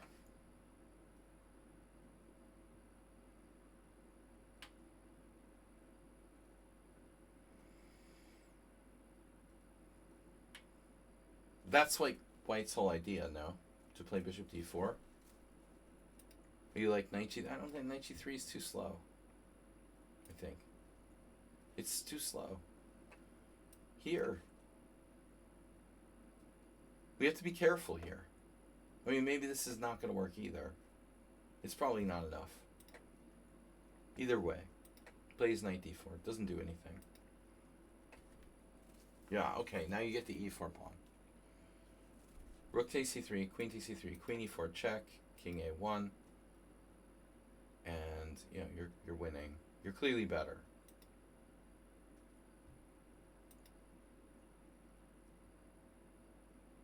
Oops.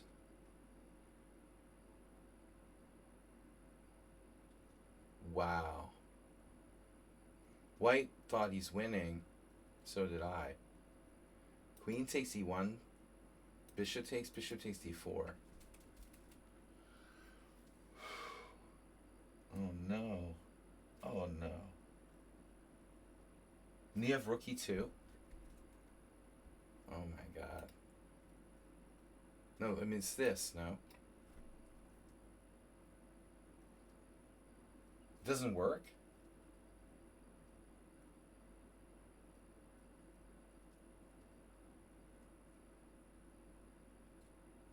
Isn't this the answer? Rook e2. So you didn't play rook e2 in time pressure?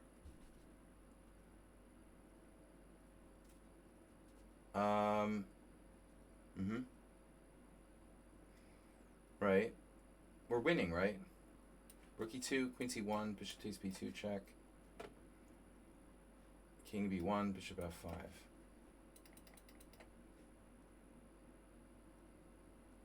It's over.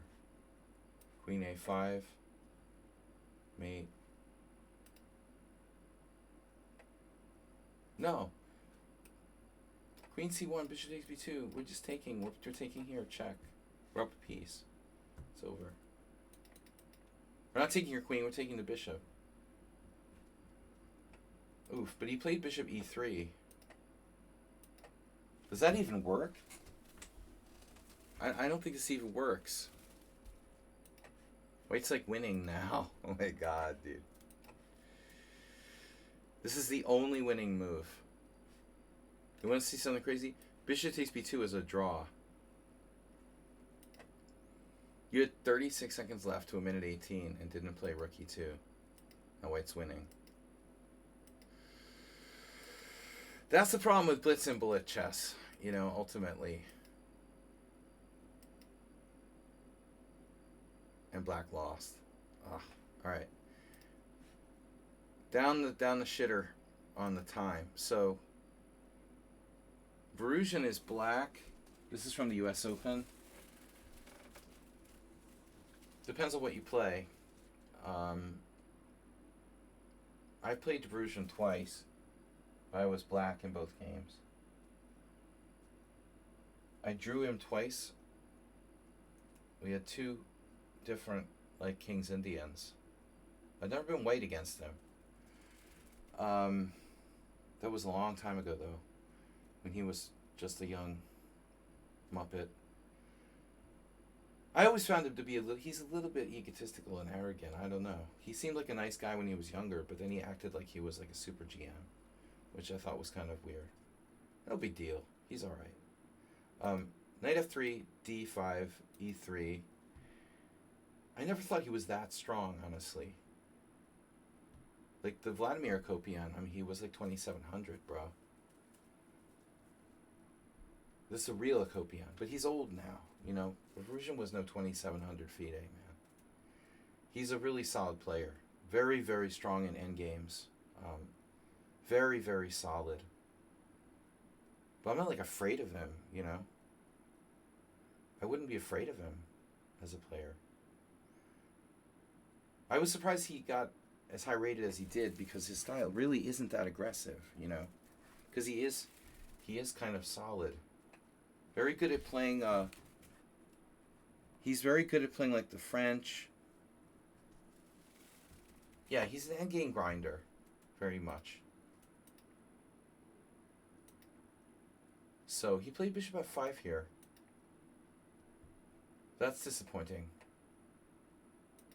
The London system, God. Alright.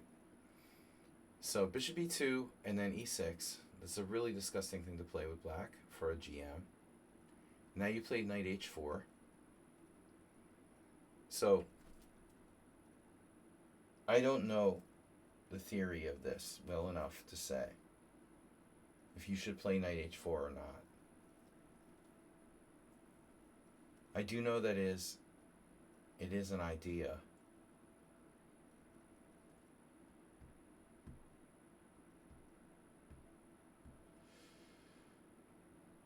I mean, what would I do?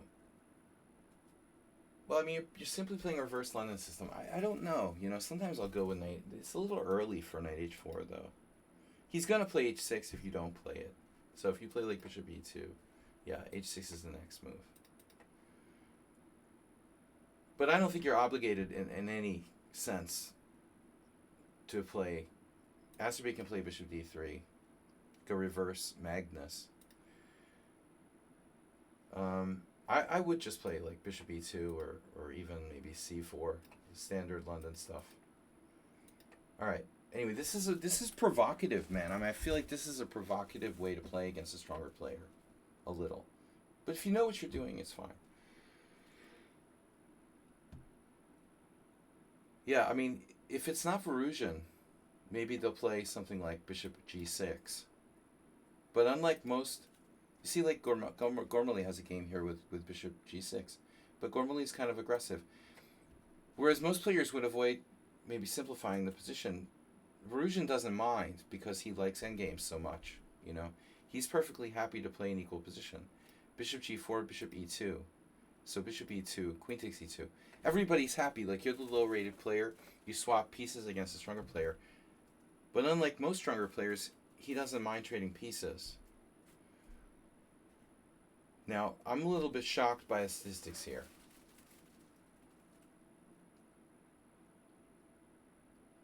Because there's no way that black should be, like, never losing a single game after c5. Notice how Nakamura won a couple of games. So the top 3 games are all decisively won for white, yet black's overall score is positive. Well, I think the truth is the position is relatively equal. Your knight is on the side of the board, though. No. So we need to either bring it back immediately or play f4 and bring it back. So Varusian plays the move that has the best score, c5. Notice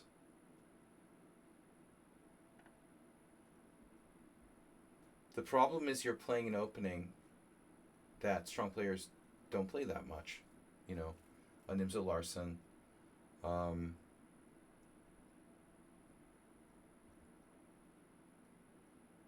whatever, Queen's Indian in reverse.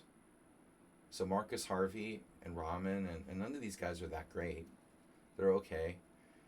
But I think you should seriously consider bringing your knight back unprovoked. This is safer. Remember, you're playing a grandmaster, you know. So f4, very aggressive. Probably not a bad move, but I would be careful. Knight c6. Now castles. And now bishop e7. Black could castle either side.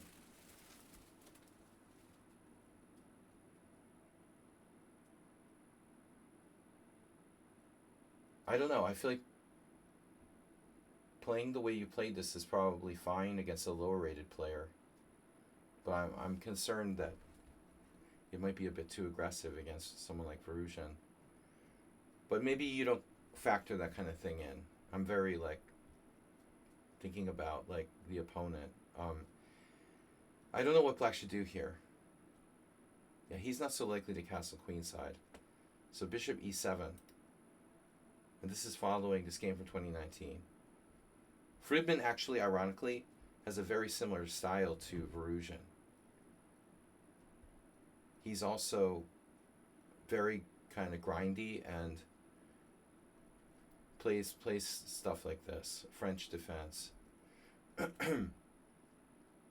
Yeah, looks like you played it correctly, but d3 is not obligatory. Another possibility.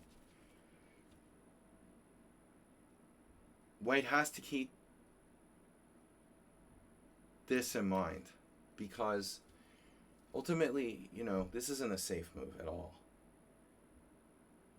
And I know I sound like Marge's sisters, but a move that one should think of. Anyway, knight f3 is safest. That's what Marcus Harvey played. And I don't think the Friedman won because of the opening. It should be a draw. But I think if you want to draw a stronger player, you probably shouldn't play f4. Honestly. You know, like, at all. Here, this is a way safer way of playing this position.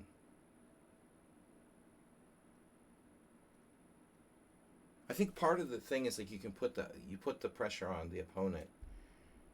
They have to beat you. Remember, you're a low-rated guy, so the pressure is on him. It's not necessarily playing for a draw, but you can put psychological pressure on the opponent.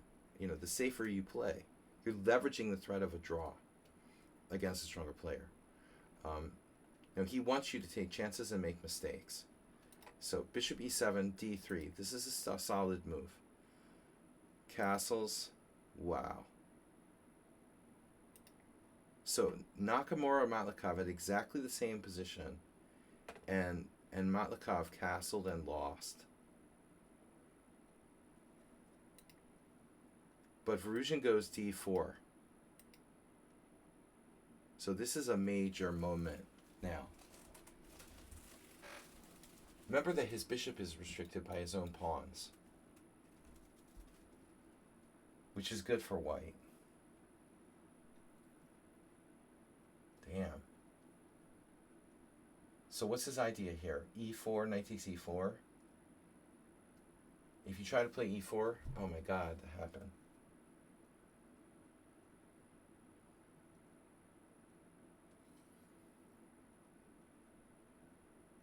So it's unclear. You have some kind of compensation.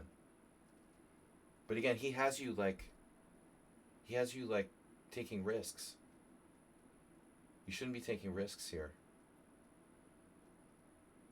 So how serious is black's threat now? The problem is that it looks actually pretty good. This knight d5, no matter what you do,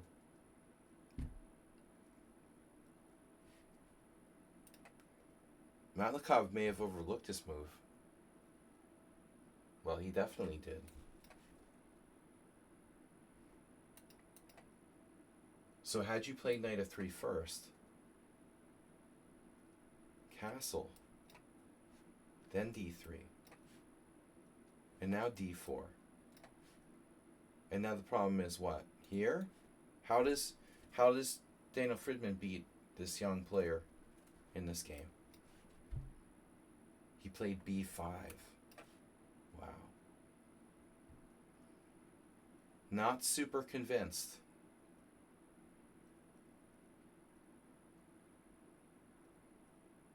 So what's the threat? Knight d2, knight d7. White played c3. A risky move. Alright, anyway. Similar situation with low-rated player. Maybe ends up taking risks against a stronger player. So this is a huge move. Okay, now, yeah, we need to seriously...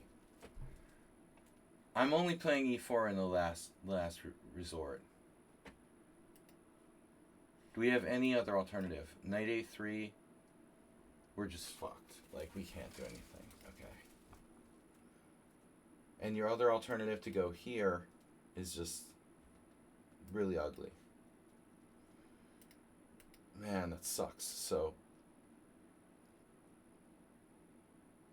just doesn't seem to be any options.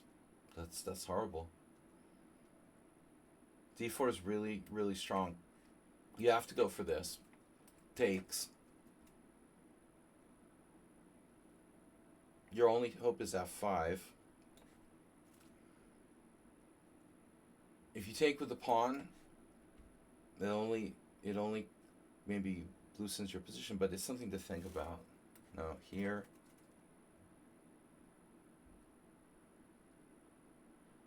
You're just still you're still a clear pawn down. Yeah, this looks a little bit safer. He takes, and now you have to play f5 or you have nothing. All right. Interesting. I mean, you might have some legitimate compensation here. So f5, e5, and now knight d2. You have a very strong blockade on the white squares. This is a kind of bad bishop. But you got a French defense player who's expert with playing with bad pieces. Except he's used to having like a bad light square bishop. Now he has a bad dark square bishop. So we could play like a4, knight a3, knight c4.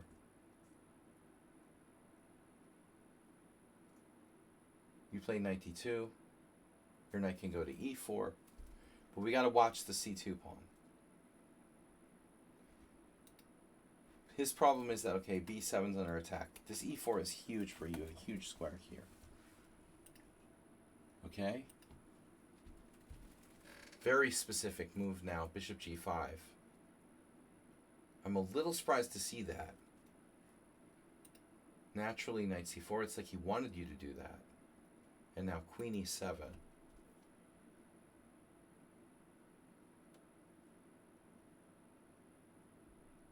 I would be pretty optimistic here, you know, that you actually have significant compensation.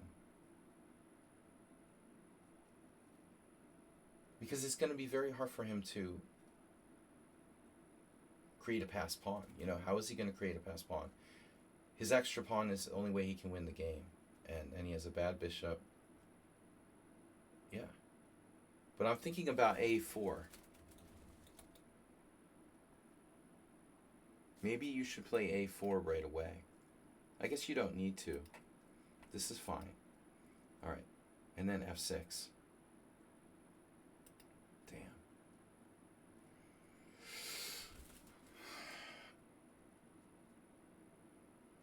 As they say in Hitchhiker's Guide to the Galaxy, we do not panic. You started to panic now.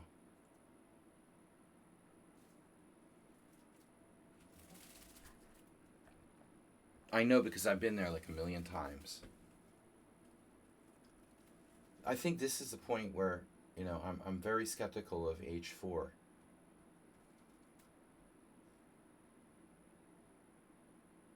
You have to be like rational about the situation. He can try to castle queenside. He might try to castle queenside. But if he does, he can also get into a lot of danger. So I was thinking maybe rook f3. I don't really like h4. It's too committal, you know. He might be able to open your kingside up.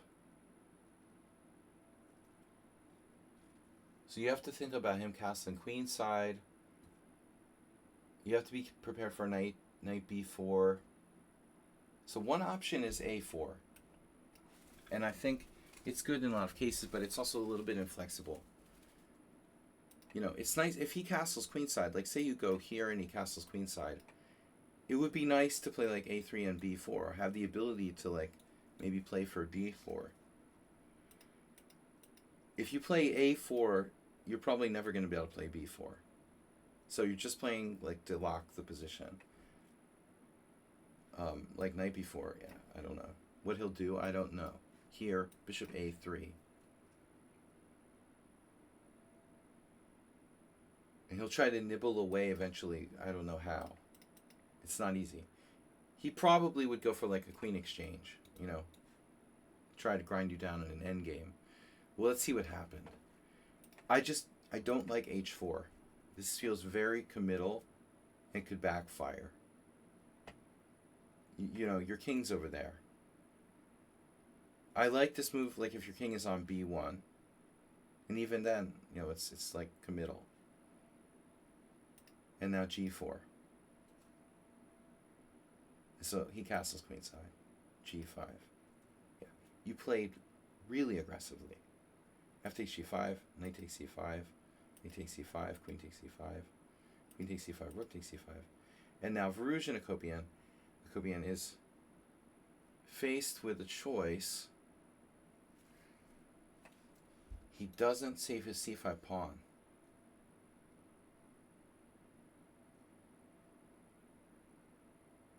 I'm definitely expecting him to play, but f6? Are you serious? You have like f6?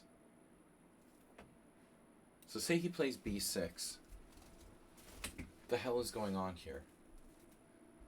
Are you going to just do bishop c1? You have bishop c1. Wow. So he has to drop his c5 pawn.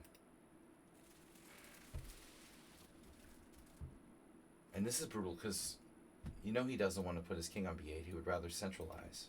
Check, king b8. Oh my god. So you're down a pawn against a great endgame player. But his pawns are really messed up. Yeah, but this one on h4 is dangerous. He has bishop e3 check. So now you played f6. Well, we don't have a lot of time. I mean, he's going to come in. He's going to, come in. So something like... this have to be considered, though. We have to be considering king g2. But your move is way more aggressive. I don't know if it's good. If Arsenal fan says you better, you might be able to draw. Just take whatever evaluation Arsenal fan gives you and water it down. If he says you're worse, you're probably totally lost. You don't need any more optimism. He's already optimistic enough, Arsenal fan. King g2 is the best move. That surprised me. Maybe it is, but it's still not easy. So f6. Has white ever made? Oh, you did make a retreating move at one point. Like you played knight h4 to f3, right? All right. D takes f, rook takes f, check, and now king h2. Normally I wouldn't put the king on a light square, but here, because of the g file, okay. Rook c8. Now we knew he was thinking about this. When he gave up the c5 pawn, he's definitely thinking about that.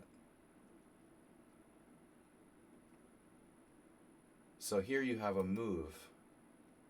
You have another option too. Like you could play rook c4. In some cases. He'll have b5, of course. But he could alter the position slightly. Here. That's a surprising move. Rook f7. Oh my god.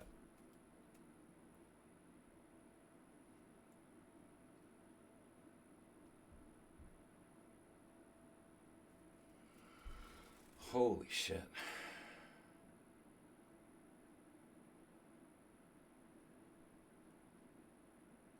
So he has this bishop f4 trick. You can't play rook. You did rook c7. You left him bishop f4. Holy shit. So what happens if you take an extra move? Let's start with rook b5.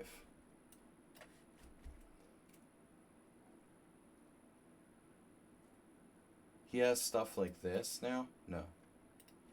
Because then you get him with your own tactic, right?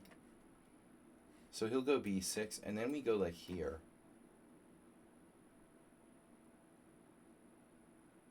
And then we're threatening rook here.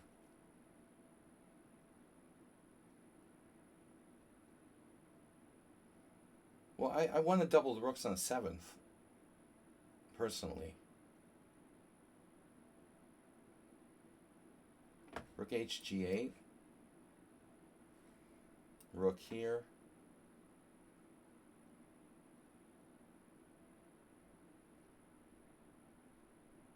Are you getting mated? No. That's really sad, man. I don't know. I don't believe you're lost here. I can't believe it. But I've been known to believe the impossible. Feels like, I mean, Arsenal's fan, of course, Arsenal fans' suggestion is, of course it might be best. Of course it might be a good move. It makes sense. I mean, his extra pawn is a doubled pawn. Deviled pawns. You might be able to hold this. I don't believe you're lost. What's wrong with my rook b5? It's a draw. But I was thinking here. Rook hg8. So we missed something. Wow. So rook dd7. You can still go to h1. Oh my god. It is a draw. You just can't go up. Oh shit. That's mate. So you could actually go back. And there's no mate that way. And he would take on c2. Now bishop d6 check. King c8. And now, can you play... you're going to get mated with rook g1. So this isn't easy. I mean, check. You have to trade rooks. Check. Takes. But I think at this point we can see. Wow. So you got this far. It's basically a drawn position. And you played rook c7. And he has bishop f4.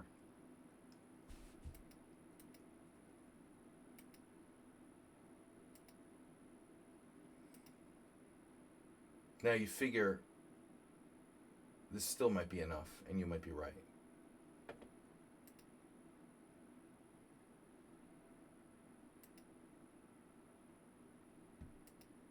Wow.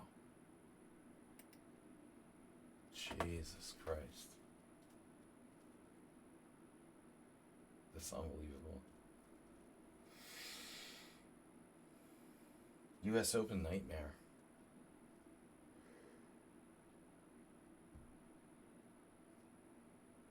Wow. So rook takes h4 is a draw, right? I'm not certain it's the best move, but okay. He goes here. Now, you don't have to take on d4.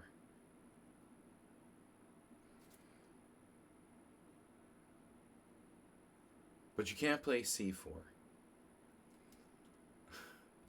En passant is definitely not an option. What I was thinking was that maybe you should try a4. Let him take the pawn with check, go up. He'll probably go to c3. You take on d4. He takes here, and it's a theoretical draw. Now he will try to torture you here in what has got to be a drawn position. But that's the simplest way to handle it. You took, he took, check. Basically the same thing happens, except you end up with a b pawn.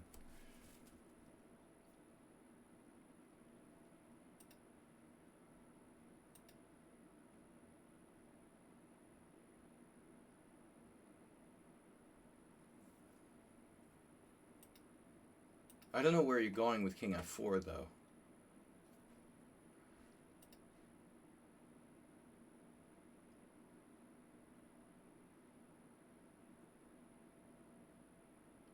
This has got to be a draw. But if there's any crafty way of winning it, Firouzja will play for it. If you lose your b pawn, I'm not so sure. But I don't know why, I still like the a4 better. Why do I like this better? a4, rook takes check, king g3, rook here, rook takes, he has to take. I mean, our a pawn is protected, but let's say king f3, king b6. He might be able to surround that pawn. King e2, king a5, king d2. For example, rook b4, rook here, king takes a4. And that's scary. So maybe your variation is better. Better to keep the b pawn. Alright, rook takes d4. There's nothing else we can do, right? a3, b4, doesn't make any sense. Here. But I don't know why here. Why not here? It would give you... I don't think there's any advantage necessarily in like putting your king on e5. Maybe. Okay. Maybe you could try to advance your d pawn. Yeah. Alright. King f4. I can see it. I can see it now. There is the problem where he could try to cut you off. That's still probably a draw. Can you go here? Should be a draw. What is this message I'm getting? Oh no, masturbate. Alright. So king f4, here, here. Check.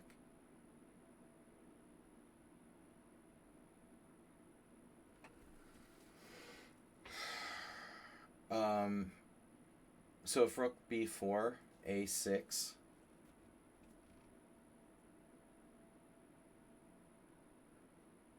If rook b4, b6 or a6, I don't know. I don't really like rook b4. I don't really like what you did. But actually what you did might be okay. Because you could check him again, right? You just check him again. So rook c4 check. It's non-committal. Your king is like, 3 moves from a clear draw. If you get to c3. He goes to d6.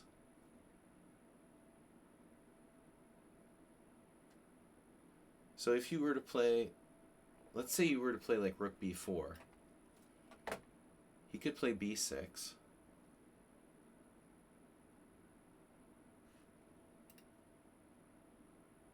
Though objectively, b4 should probably hold.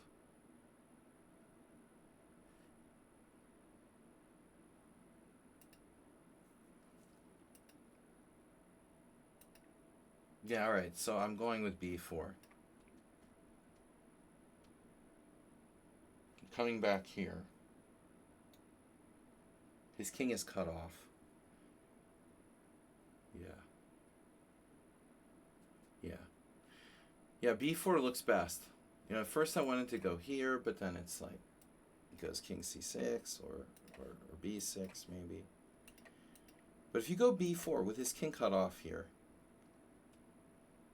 I don't know what he's going to do. I mean, all he can really do is like try to play b5. But you go check. He goes back, but who cares, you know? You can't get to your pawn.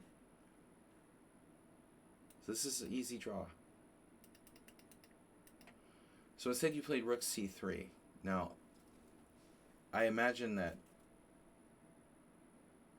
he's going to play b5, you know. And now it looks like d4.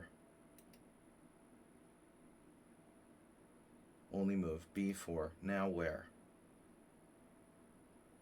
Problem is he has rook takes and like rook there if you try to go in front of his a pawn. So you can't draw with like rook c5, rook a5. You're going to have to move your rook laterally. And this is really, really passive.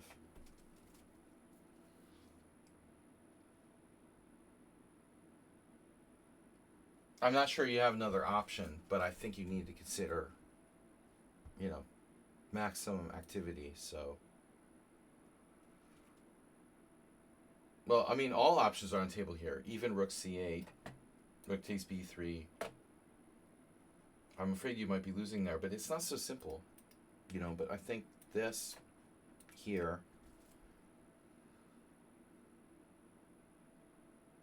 what if you play like rook a7 or something? You're lost. Shit.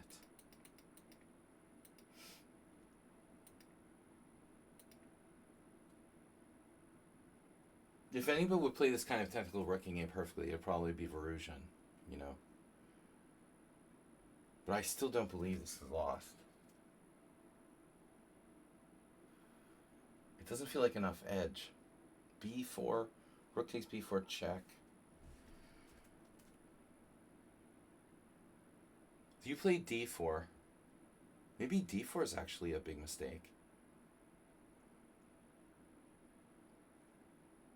What if you go with your king instead? Wouldn't it be better to get your king over here, jettison that pawn? I'm curious about this. Is this lost? You're almost in a square. It's like rook c1, rook takes b3, rook a1. You're one square away. Shit.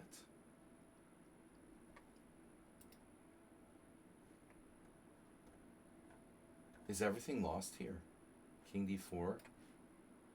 Yeah, that's unbelievable. Very, very small margin for error, though. Wow. That's sick, man. That's sick.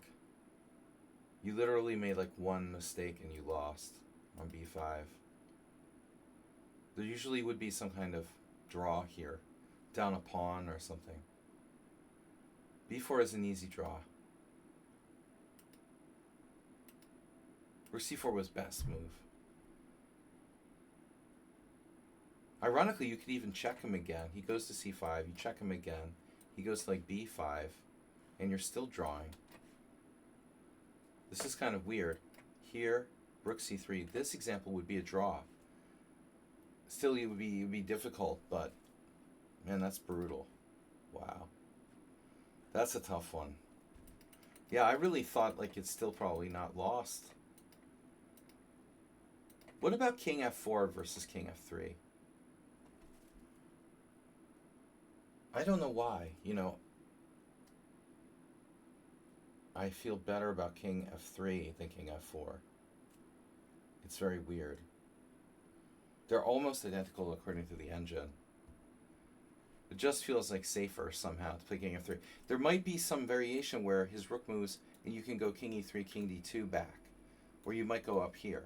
If your king goes to e3, you can go either way, that way or that way. What you need to do is get back over to your pawn. I don't know. You know, this is like a more aggressive move. It's still a draw. Rook b2. Yeah. And now, even rook a4 is a draw. Rook a4, a6.